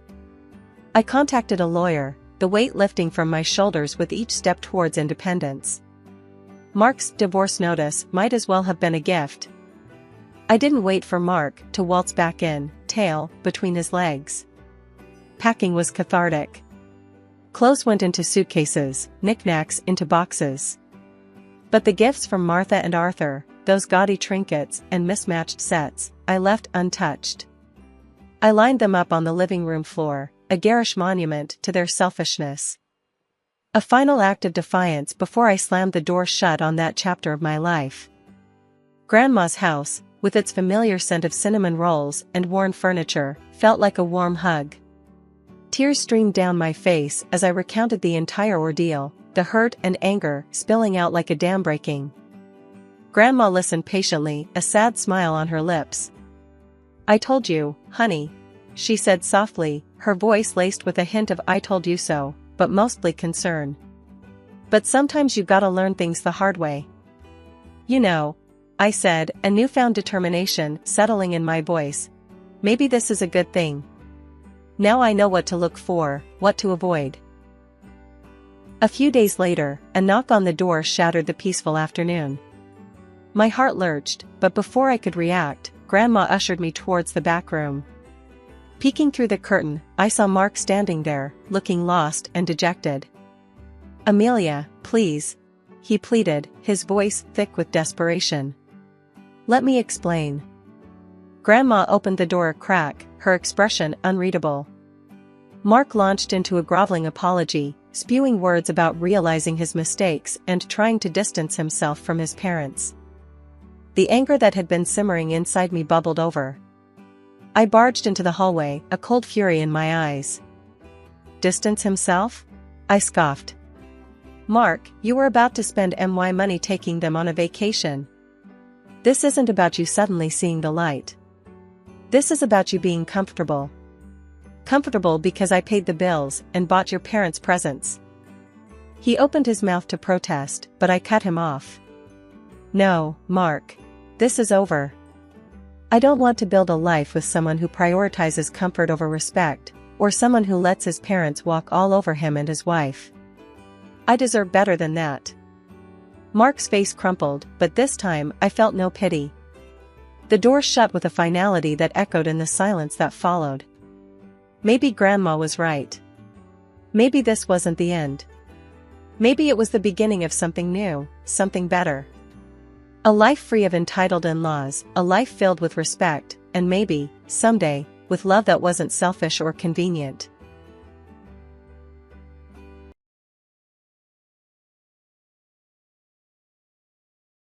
Life as a cop in the city doesn't just harden you, it armors you in cynicism, thicker than a bulletproof vest.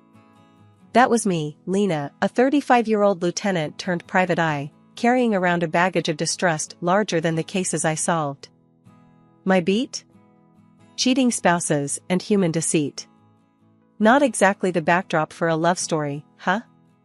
Then came Michael, Mr. Contemporary Art, into my life like a fresh brushstroke on a worn-out canvas. We met at this art show in New York.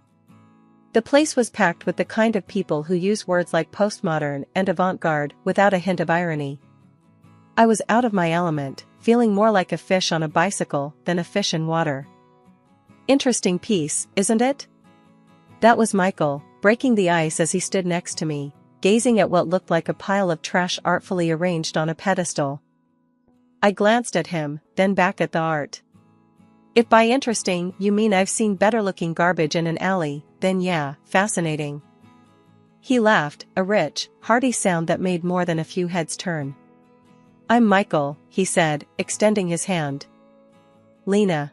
And before you ask, no, I don't get modern art. I'm just here to support a friend. That's refreshing. Most people here pretend to see things that aren't there. Ah, so you're an art truther?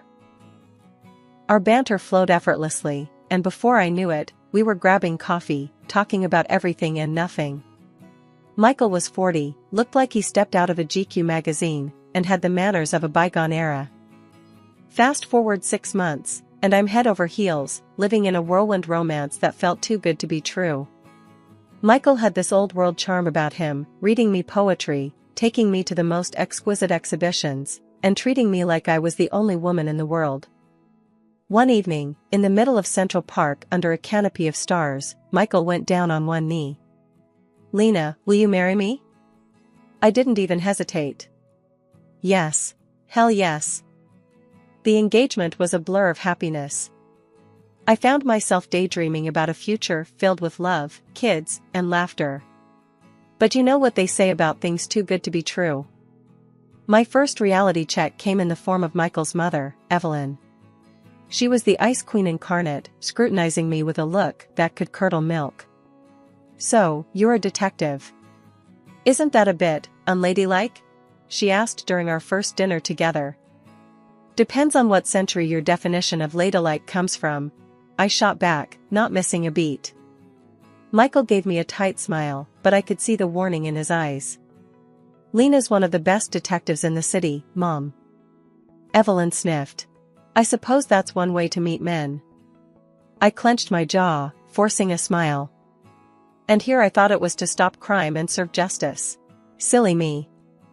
Dinner passed in a tense truce, with Michael playing peacemaker. As we left, he squeezed my hand. She'll come around, Lena. Give it time. Evelyn's visits were frequent, each one a little inspection tour of our life. It was a Tuesday evening, barely 2 weeks into our marriage, when she dropped by unannounced, her arrival heralding a chill in the air. Lena, darling, she began, her voice dripping with a condescension so thick you could cut it with a knife. I see you're still clinging to your little job. I had hoped marriage would have made a proper lady out of you. I was chopping vegetables for dinner, the knife in my hand suddenly feeling very appealing for reasons other than cooking. Evelyn, where I come from, we call this making a living. You should try it sometime instead of living off others. Her lips tightened, but she maintained her composure. Michael was raised with certain expectations. It's not too late to choose a more respectable profession. Something less masculine. Respectable? You mean like being a professional busybody? I retorted, not bothering to mask the bite in my voice. No thanks, I'll stick to catching cheaters and liars. Speaking of which, how's your bridge club going?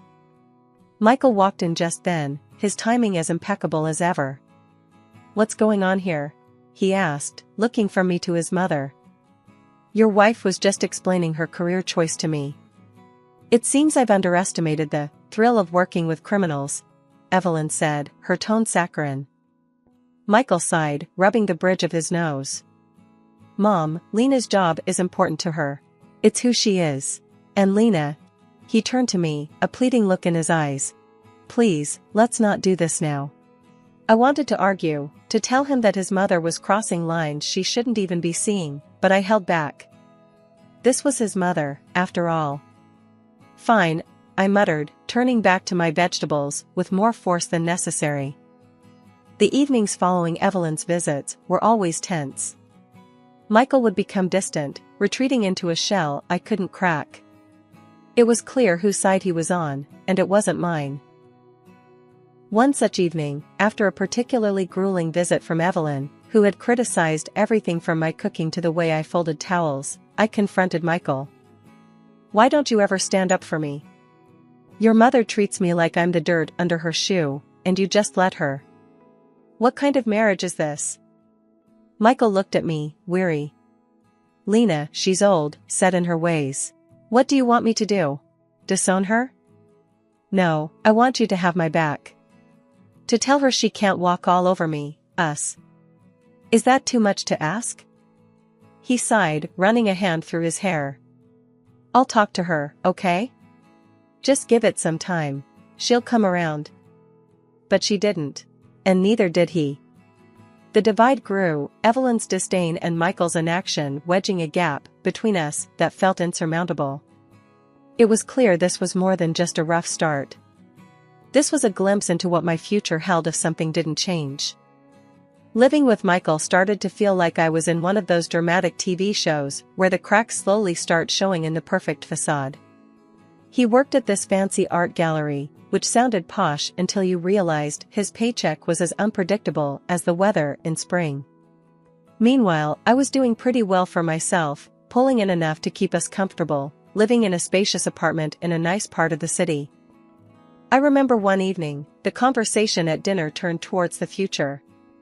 I was talking about maybe, eventually, wanting to buy a house, have a bit of space for when we decided to start a family.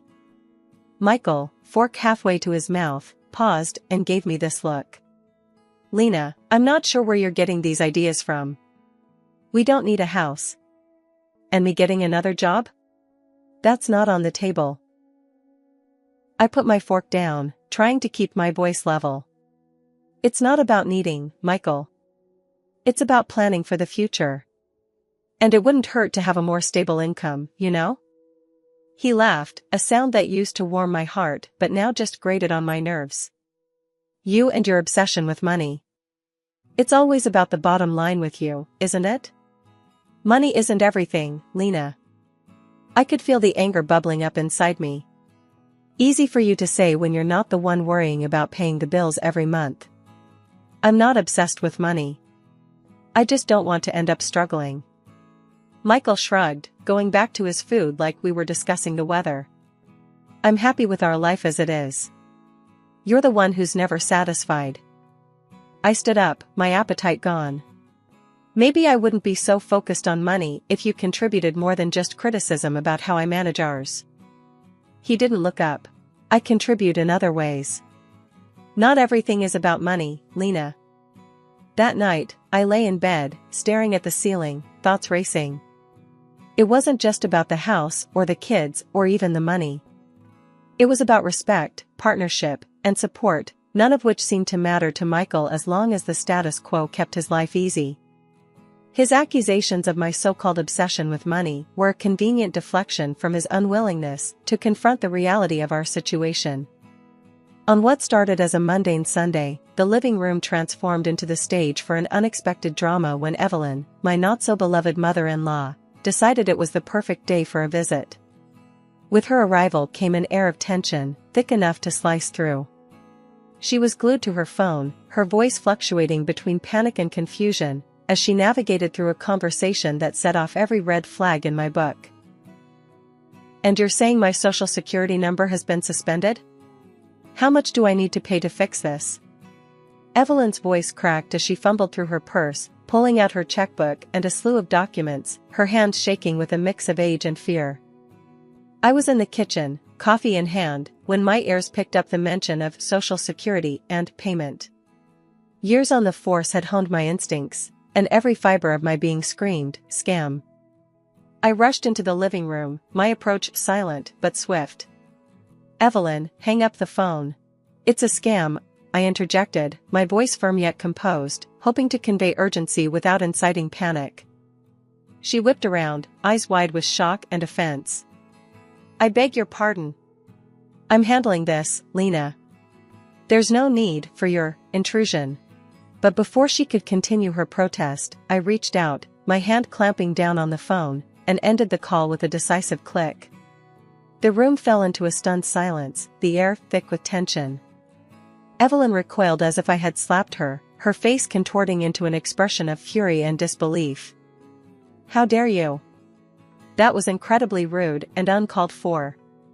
Who do you think you are, treating me like some naive child?" Michael, drawn into the living room by the commotion, stood at the threshold, his expression a mix of concern and frustration. "Lena, what's going on? Why are you upsetting my mother?" I turned to him, my frustration mounting. "That call was from scammers, Michael. They were trying to con Evelyn out of her money by claiming her social security number was suspended. This is a common tactic. I've seen it 100 times." Michael rubbed the back of his neck, a gesture I knew meant he was in a tight spot. "Okay, but couldn't you have been a bit more diplomatic about it?" Evelyn, gathering her things with trembling hands, shot me a look that could curdle milk. "I don't need to be saved, especially not by someone who treats me with such disrespect. I'm leaving. We'll see what the bank says about this so-called scam." She stormed out, leaving a cold silence in her wake. Michael sighed, looking between the door and me. "Lena, I know you meant well, but you have to handle things more gently, especially with my mother." I felt a twinge of guilt but stood my ground. I know it seemed harsh, but there wasn't time for pleasantries. Scammers rely on creating a sense of urgency. Hesitation could have cost her dearly. The next day, curiosity and a hint of guilt nudged me to call Evelyn. The phone rang 3 times before she answered, her voice cold and clipped. "What do you want, Lena?" "I just wanted to check in after yesterday." "Did you talk to the bank about the call?" There was a pause, and when she spoke, her voice was laced with reluctant admission. "Yes, I did. They confirmed it was a scam. But that doesn't change how you handled the situation. You were rude and aggressive." I pinched the bridge of my nose, a headache brewing at the edge of my temples. "I'm sorry if I came across that way. I was just trying to protect you from getting scammed. These people are professional liars, and they're very good at what they do." Her response was a scoff, tinged with a begrudging sort of gratitude. "Well, I suppose I should thank you for preventing a mistake. But don't think this means I approve of your methods or your attitude. Goodbye, Lena." The chill between Michael and me had settled in deep, turning our home into more of a frosty standoff than a warm haven. I clung to the hope that his upcoming birthday might thaw the ice, a chance to fan the dying embers of our relationship. Dreaming of a weekend filled with just the two of us, I planned every detail, hoping to rekindle what was once there. But as fate, or rather, Evelyn, would have it, she bulldozed through my plans with her own agenda, setting up a grand dinner at her mansion on a weekday, of all times. Knowing my schedule was jam-packed, it felt like a deliberate jab. I pleaded with her over the phone. "Can't we just push it to Saturday? I'm swamped at work, Evelyn." Her voice was a mix of honey and ice. "No, dear. This is when it's happening. Michael shouldn't have to adjust his birthday around your occupations." Biting back frustration, I found myself confiding in my boss, the only person who seemed to get it. He's seen enough deceit and betrayal to fill a noir novel, yet he understood the importance of this gesture. Go, he urged, with a knowing look. Do what you need to do. Arriving at Evelyn's, the party was in full swing, a spectacle of faux merriment. Evelyn spotted me like a shark senses blood, her smile tight as she hastily whispered something to Michael. There he was, Michael, my husband, ensconced by the fireplace, his arm around a woman who was clearly more than just a casual acquaintance. My heart twisted, but I steeled myself and approached. Michael, aren't you going to introduce me? I asked, injecting a calm I didn't feel into my voice. He jerked like he'd been electrocuted, his eyes wide. Ah, Lena, this is Aisha from the gallery, he mumbled, then turned to her. And this is, Lena, a relative. The room might as well have spun. A relative? Seriously, Michael? Your wife, remember? I couldn't keep the incredulity and anger from my voice, the words echoing louder than intended. A hush fell over the room, all eyes on us. Michael's face reddened, a mixture of embarrassment and irritation flashing across his features.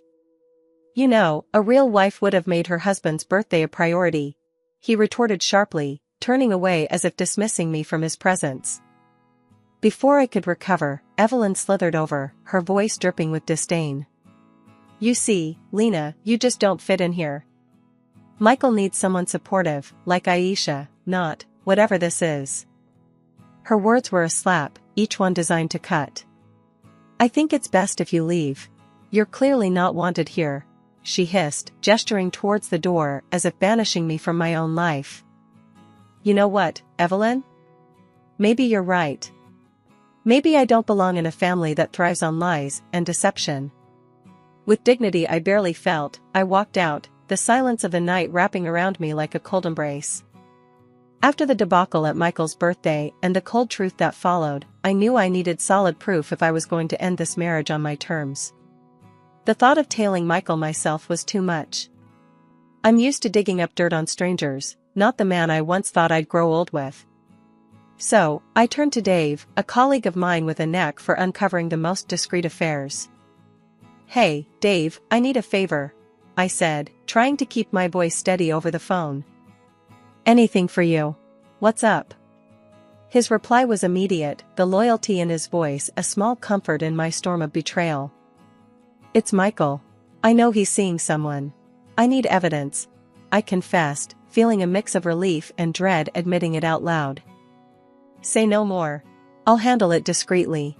You'll have what you need in no time, Dave assured me, his confidence soothing some of my anxiety. True to his word, Dave delivered. Photos, audio clips, the works. It was damning. The woman, Aisha, was indeed more than just a colleague. Worse, she was here illegally, looking for a quick marriage to secure her status. She was also a fraud. Part of me wanted to confront Michael, to throw the evidence in his face and watch him squirm. But then I remembered the condescending remarks, his dismissive attitude, and that smug look he always had. No, he didn't deserve my concern or my help. Filing for divorce felt like ripping off a band-aid on a wound that had been festering for too long. I demanded financial compensation for his betrayal. It was the least he could do after everything. The fallout was explosive. Evelyn, ever the dragon lady, took his side, painting me as the villain. But I stood my ground, fueled by the evidence and the injustice of their accusations. The ink on the divorce papers wasn't just dry, it was a testament to a new chapter one was desperate to write for myself. Opening my own detective agency wasn't just a dream come true, it was a rebirth, a new dawn from the ashes of my past life with Michael. The agency quickly gained a reputation for discretion and effectiveness, a reflection of the lessons learned from my personal saga. One day, as the sun poured into my new office, illuminating the framed license on the wall, Jessie, my right-hand woman and friend, popped her head in. Boss lady, you've got a minute? We've got a potential big case. A woman suspecting her husband of having an affair. Wants the full works, surveillance, photos, the lot. I couldn't help but smile at the irony. Sounds like our bread and butter. Do we have details? Jessie nodded, laying the file on my desk. Yeah, but there's a catch. She's got a tight budget. Really tight. I thought about it for a moment. This was my chance to pay it forward, to help someone who was possibly in the same boat I'd been in not so long ago. Tell her we'll work with her budget. And Jess, let's make sure we're thorough. I know too well what it's like being on the other side of this conversation. Jessie's grin was wide. Knew you'd say that. You're a good person, you know that? Try telling that to my ex, I quipped, but the jest didn't reach my eyes. The case was as straightforward as it gets in our line of work. Infidelity, secrets, and lies, a pattern I'd become all too familiar with. But with each case we closed, I felt a piece of myself heal, a validation of my decision to start anew.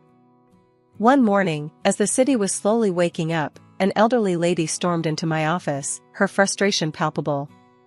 She was ranting to my receptionist about her son's wife who had apparently vanished with a considerable amount of money, leaving them in financial ruin. She insisted on speaking with the owner, mentioning something about needing a payment plan. Curious, I decided to meet her myself. Imagine my surprise when I came face to face with Evelyn, my former mother-in-law. The shock in her eyes mirrored mine, but embarrassment quickly took over her features. I run this agency, Evelyn. How can I help? I managed to say, my voice steady despite the turmoil inside. Recognition dawned on her, followed by a flicker of shame. But, true to form, she recovered quickly, her desperation making her bold. Lena, you have to help me find her, the woman who ran off with my son's money. Michael's in shambles. Do it for family's sake, without charge. The audacity of her request left me speechless for a moment. The same woman who sided with Michael, without a second thought now stood in my office, asking for a favor as if the past had never happened. Evelyn, first, we're not family. Second, I run a business, not a charity for wayward ex-in-laws. I responded, my tone firm. The irony of the situation wasn't lost on me, but I wasn't about to let old wounds dictate my decisions. But Lena, after everything, can't you do this one thing? It's the least you could do. She pressed, her voice a mix of plea and demand. I couldn't help but laugh, albeit bitterly. The least I could do? Evelyn, after your son cheated on me, you expected me to just forgive and forget? I suggest you go to the police. They're better equipped to handle missing persons and fraud. She stood there, flabbergasted, as if the thought of me refusing her had never crossed her mind. But Lena. No, Evelyn. I learned a valuable lesson from Michael and from you, never to trust scammers and liars. It's time you learned the same, I interrupted, my decision final. Life indeed comes full circle, but it's up to us to decide how we close that loop. For me, it was by standing firm in my values and looking forward, not back.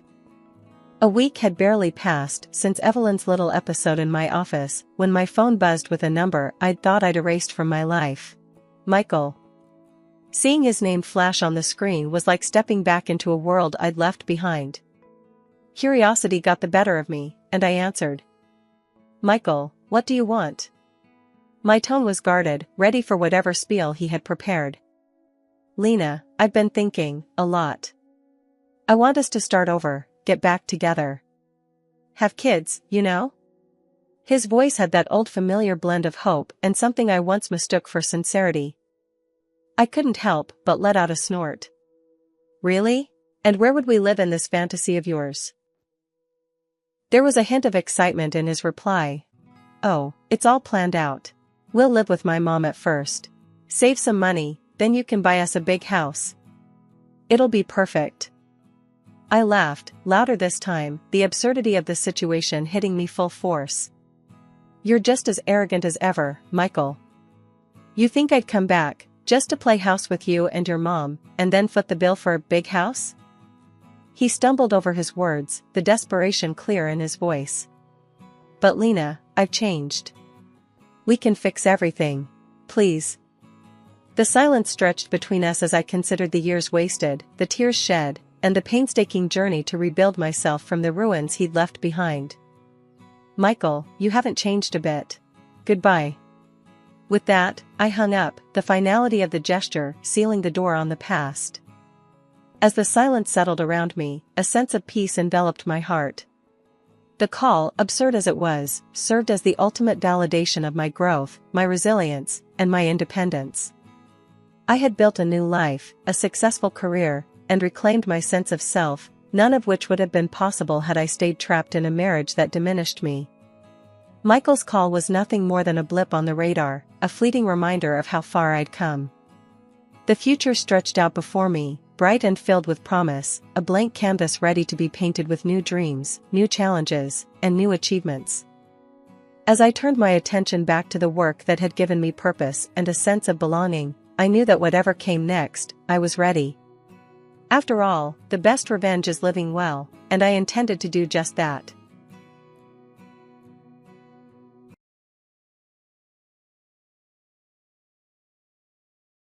Born into a world where my last name opens more doors than I care to walk through, you could say I had it all laid out for me. My dad's the big boss of a company you've probably seen tick across the stock exchange screen more times than you've cursed the morning alarm. Yes, that kind of rich. But if you're expecting tales of a golden girl, draped in designer and sipping champagne for breakfast, you've got the wrong story. Me? I've always kept it real, feet firmly on the ground. Money's nice, sure, but it's not everything. I chose a different path, one that's led me to places money can't buy and experiences no gold card can fetch. Charity work, helping those in need, and living a life that's, well, ordinary. That's me, Jessica. Not the heiress, just Jessica. So, I was stuck in one of those typical evenings where my friend Sarah decided we all needed to get out more. We ended up at this dive bar downtown, the kind where the beer's cheap and the lights are dim enough to hide your regrets. Sarah was all hyped up, going on about some guy she met online. "You've gotta meet him, Jess. He's totally your type," she kept saying. My type? Since when did she decide she knew my type? Anyway, we're there, and in walks this guy. Not Sarah's online prince, but another dude, Alex. He was there with some friends, looking as out of place as a cat at a dog show. He wasn't dressed to impress, just a simple tee, jeans, and this easy smile that kind of lit up the room. We got to talking, and it was easy. Like, really easy. He worked some manager job at a place I'd never heard of, nothing fancy, but he talked about it with this passion that was kinda infectious. "You really dig your job, huh?" I remember asking, sipping on my third beer. "Absolutely," Alex shot back, leaning in. "Every day's a challenge. But hey, I'm not here to bore you with work talk. What about you?" Sarah mentioned charity work. I shrugged, trying to downplay it. "Yes, a bit of this and that. Just trying to do my bit, you know?" "That's cool. Really cool," he said, and I could tell he meant it. Not in a trying to impress you sort of way, but genuinely. The night rolled on, our group mingling, but Alex and I kind of stuck together, chatting about everything and nothing. It was refreshing, talking to someone who wasn't trying to sell me on some investment or brag about their latest acquisition.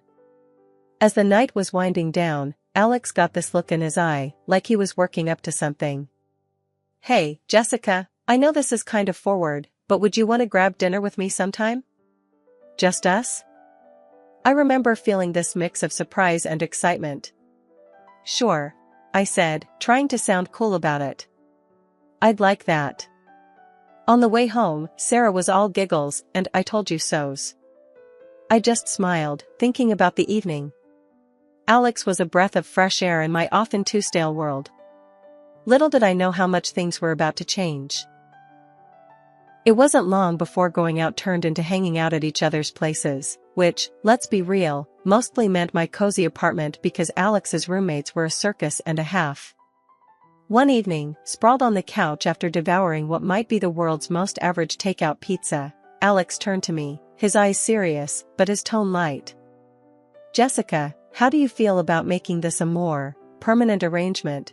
he asked, crumbs still clinging to the corner of his mouth. I raised an eyebrow. "You proposing we split a Netflix account or something more along the lines of a lease?" He chuckled, brushing off the crumbs. "Well, I was thinking more like a life together. But hey, we can start with Netflix." The simplicity of it, the straightforwardness, no grand gestures or dramatic backdrops, just us, in our element. It felt right. "Alex, if you're asking what I think you're asking. Yes. 1,000 times, yes." And just like that, with the aroma of cheap pizza as our witness, we decided to tie the knot. It was swift, sure, but when you know, you know. Telling our families was the next hurdle. My folks, well, they've always been about the "as long as you're happy" mantra, but this was putting it to the test. Dad, with his business empire, and Mom, the socialite, they had visions of me settling down with someone more in our circle. I broke the news over dinner, the fancy kind, where you're not sure which fork to use for the salad.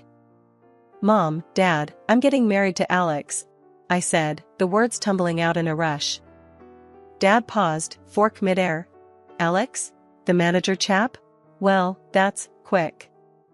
Mom simply smiled, a bit too tightly. "Dear, are you sure?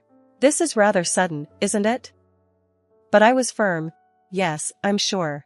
He's amazing, and we're really happy together." Their skepticism was palpable, but so was their love. "Well, if he makes you happy, darling," Mom conceded, and Dad nodded in agreement.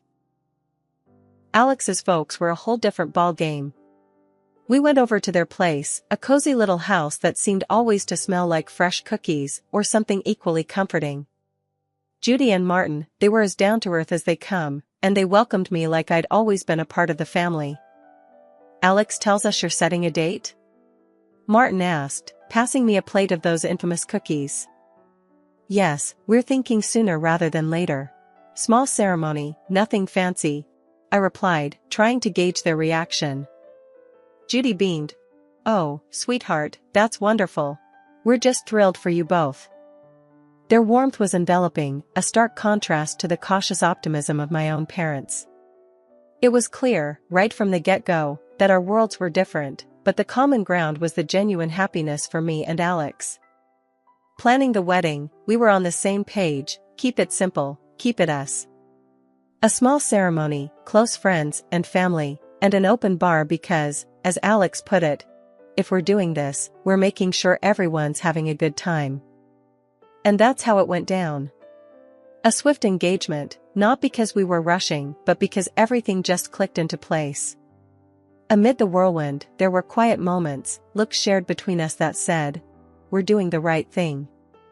And we really were. Living with Alex started off as everything I'd hoped for and more. We were like two peas in a pod, making our little corner of the world in that cozy, modern apartment I had rented.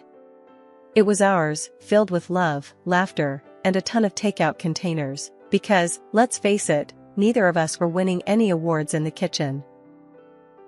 It wasn't long before I started noticing how Alex's parents, Judy and Martin, had this way of dropping hints about things they liked or needed whenever they came over.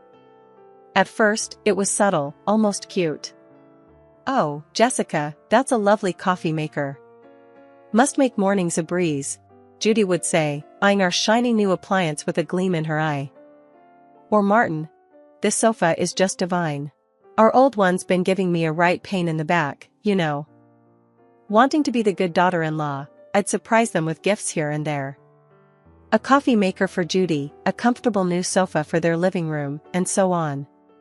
Their initial reactions were always the same, a mix of surprise and a little bit of guilt. "Oh, Jessica, you shouldn't have. This is too much," Judy would exclaim, her hands fluttering to her chest. "But, you know, humans are funny creatures. Give them an inch, and they'll take a mile." Those initial protests faded away, replaced by a growing list of subtle hints that were about as subtle as a brick through a window. "Dinner at your folks' place was lovely, dear. Did you see that new TV they have? Crystal clear. Ours is practically ancient. Alex would relay his parents' latest comments, oblivious to the change in their tone.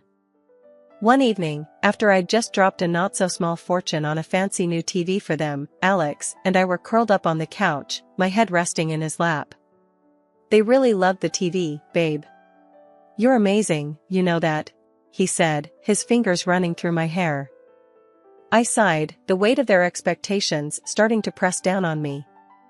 "Alex, do they expect us to keep doing this? It's getting a bit much, don't you think?" He paused, his hand stopping mid-stroke. "What do you mean? They're just happy, that's all." "Happy or taking advantage?" I pushed back, sitting up to look at him. "It feels like we're their personal shopping service." Alex was taken aback, his brow furrowing. "They're not like that, Jess. They're just not used to nice things, that's all." "But where does it end, Alex?" "It's like they've got a taste for it now, and they're not looking back," I argued, frustration creeping into my voice. The conversation ended with an uneasy truce, but it was clear we were on different pages. Judy and Martin's gratitude had morphed into entitlement, and it was putting a strain on me. I loved Alex, but I wasn't about to become a bottomless ATM for his parents.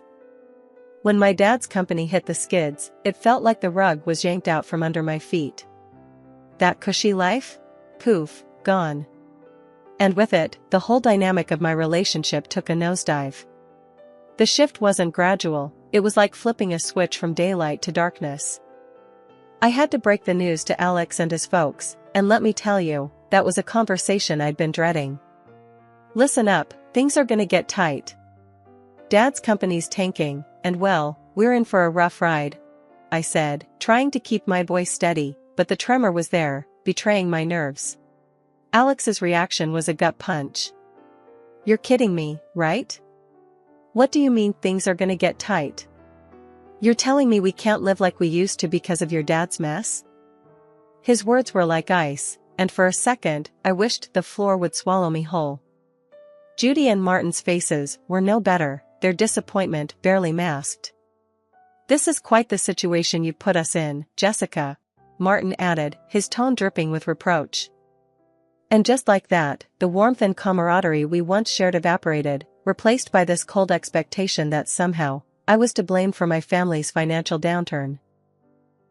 Moving in with them was hell dressed up as a temporary solution. Our once independent life got swapped for a guest room that felt more like a cell in the house of the two people who clearly saw us as a nuisance. The atmosphere was charged with tension, every day a reminder that I'd somehow failed them. "We're cutting back on everything because of this," Judy would remind me, her voice sharp, as she served dinner that was a far cry from the lavish meals we used to enjoy. And Martin, always with a comment on saving costs. "Make sure those lights are off. We're not running a charity here." But Alex, he was the hardest to bear. The man I married seemed to have vanished, replaced by someone who saw me as a letdown. "Can't you do something? Talk to your dad? It's like you don't even care we're living like this," he'd snap, anger flaring over the smallest things. Our conversations, once easy and filled with future plans, now were minefields. Every word I said was a potential trigger for another outburst. "I thought marrying you meant security, not this struggle," he'd throw at me during arguments, his words slicing through me. It was clear we weren't just dealing with financial stress. This was a test of our relationship, a revelation of true colors under pressure. I was stuck in the middle, battling the disillusionment from my husband and his parents, while grappling with my own sense of failure. Judy's birthday dinner was supposed to be this cozy family thing at some upscale restaurant, a break from the constant tension. But it turned into the showdown of a lifetime. I should have seen it coming, the way things had been going at their place. We're all sitting there, menu in hand, and I'm trying to keep the peace, just blend into the background. That plan got torpedoed the second orders started flying. Alex, with this grin that made my skin crawl, goes, "Let's get the steak and the lobster for us," and he throws a look my way, 1 part smug, 2 parts cruel. "Jessica can do with the soup of the day. Gotta save where we can, right?" They all laugh like it's the best joke they've heard in ages. Judy adds her 2 cents. Absolutely, can't have Jessica overspending now, can we? I felt this flush of heat, not embarrassment, but pure fury. Really? Soup? What's this, some kind of sick joke? I snapped back, my voice sharper than I intended. Oh, come on, Jessica. It's just a bit of fun, Alex said, that smirk still plastered on his face. That's when I lost it. Fun? This is your idea of fun? When the chips are down, you just show how petty you really are. I can't believe I fell for your act. You could hear a pin drop. The whole restaurant was watching now, the awkwardness off the charts. I didn't sit back down. Keep your fancy dishes and your pathetic jokes. I'm out, I said, standing up so fast my chair nearly toppled over. The noise echoed, turning more heads our way. Alex reached out, trying to play the peacemaker. Jessica, don't. Let's not make this a scene. A scene? You think I care about making a scene after that stunt? This is about respect, something you clearly have none of. I yanked my arm free and made for the exit, the weight of their stares on my back. Stepping out into the night felt like breaking out of prison. My phone was blowing up, Alex no doubt, trying to do damage control. I ignored it, my mind made up. I drove back to their place, a storm of emotions brewing inside. How had things gone so sour? Alex and I were a team, or so I thought. But that dinner? It was a slap in the face, a wake-up call I couldn't ignore. Back at the house, I packed my bags in record time, each folded shirt a reminder of the life I was leaving behind. It wasn't just about leaving a place, it was about leaving a relationship that had shown its true colors. I turned off my phone, cutting off the barrage of messages. The silence was eerie, but welcome. That night wasn't just the end of a disastrous dinner, it was the close of a chapter one had no interest in revisiting. After the disaster that was Judy's birthday dinner, I found myself driving to my parents' house. The night was quiet, a stark contrast to the storm raging inside me. By the time I pulled up to their driveway, my decision was made. I needed sanctuary, yes, but more than that, I needed advice, something only my dad could offer. Walking into the house, the familiarity of it all was both comforting and jarring. Mom was asleep, but Dad was up, sitting in his study, surrounded by papers that seemed less important the moment I stepped in. Jessica? What are you doing here at this hour?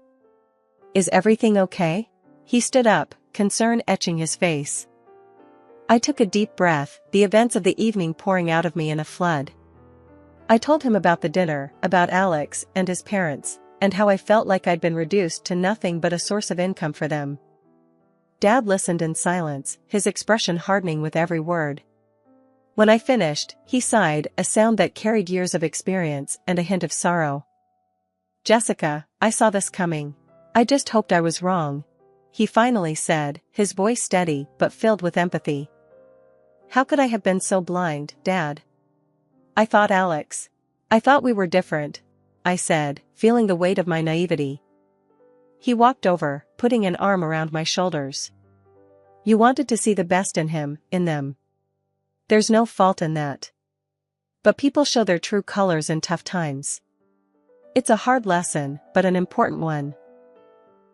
I nodded, the reality of his words sinking in. But what do I do now? I can't go back there. You'll stay here, for starters.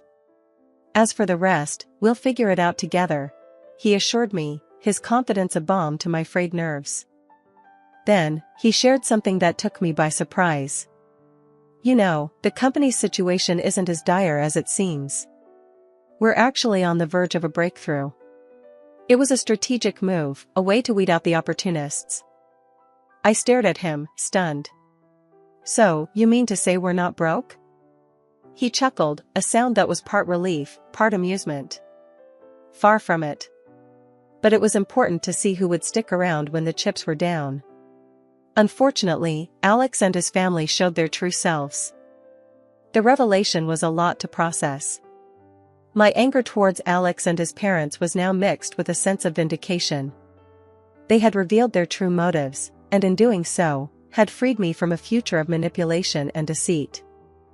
Dad, I don't know whether to be relieved or furious, I admitted, the emotions battling inside me.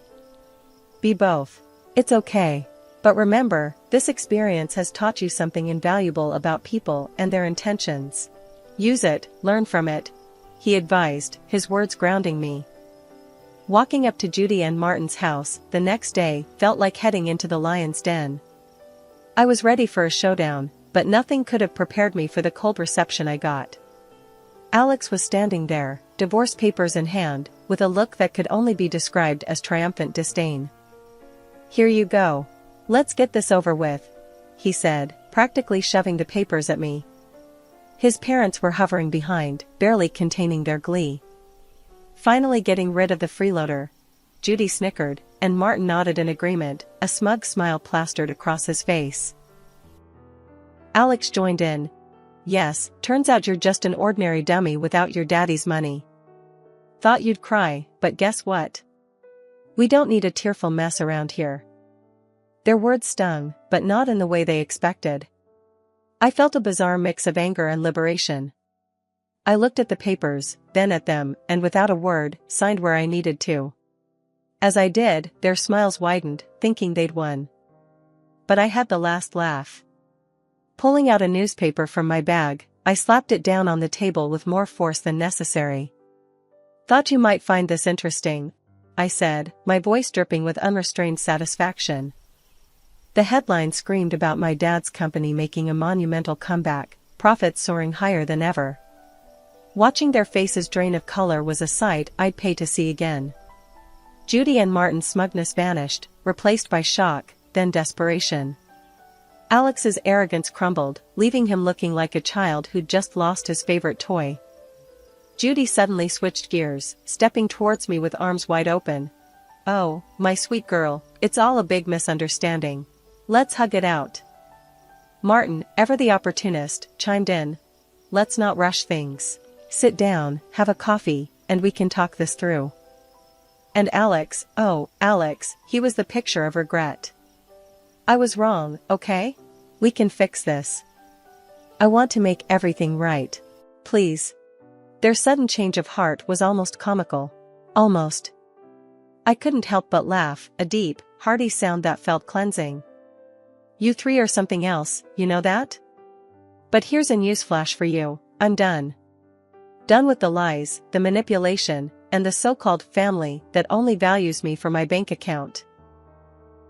I turned to leave, their protests and pleas fading into the background. They called after me, a mix of desperation and disbelief in their voices, but I didn't look back. Not this time. After the spectacle at Judy and Martin's house, I was done. Not just with them, but with the whole sorry saga that had become my life. I needed a fresh start, a clean slate. So, I took some time, holed up at my folks' place, getting my head and heart back in the game. One afternoon, a couple of weeks after the divorce was finalized, I was out for coffee with Sarah, my ever-supportive friend who had been there through it all. Girl, you look like a weight's been lifted, she commented, sipping her latte. I laughed, feeling lighter than I had in months. You have no idea. It's like I can finally breathe again. Sarah leaned in, her expression turning serious. So, what's next for you, Jess? You've got a clean slate now. I thought about it, stirring my coffee absent-mindedly. I'm not sure, but I'm excited to find out. Maybe I'll travel, pick up some of the charity work I had to put on hold. As for love, I paused, giving her a wry smile. I think I'll give that a miss for a while. Just make sure you're doing what makes you happy, okay? You deserve it after all that drama, she said, reaching over to squeeze my hand. Thanks, Sarah. That's the plan. Not long after that conversation, my phone started buzzing with calls and messages from Alex.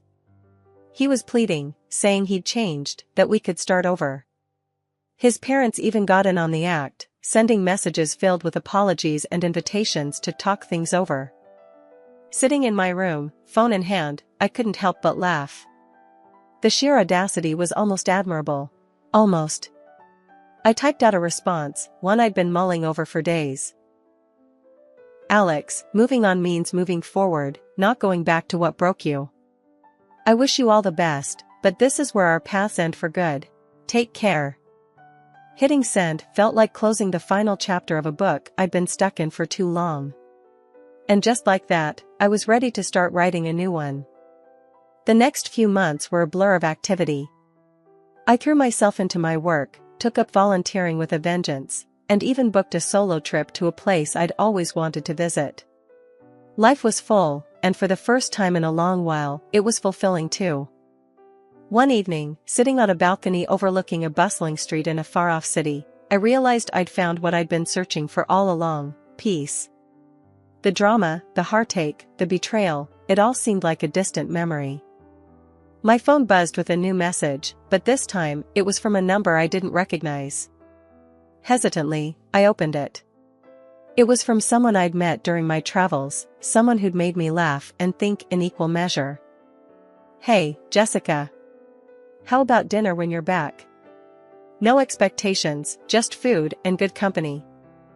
I stared at the message, a smile slowly spreading across my face. Maybe it was time to open my heart again, but on my terms, at my pace. "Yes, I'd like that," I typed back, hitting send before I could second-guess myself. Looking out at the city lights, I felt a sense of excitement for the future. I had moved on, not just from Alex and his family, but from the person I was when I was with them. I was stronger, wiser, and ready for whatever came next.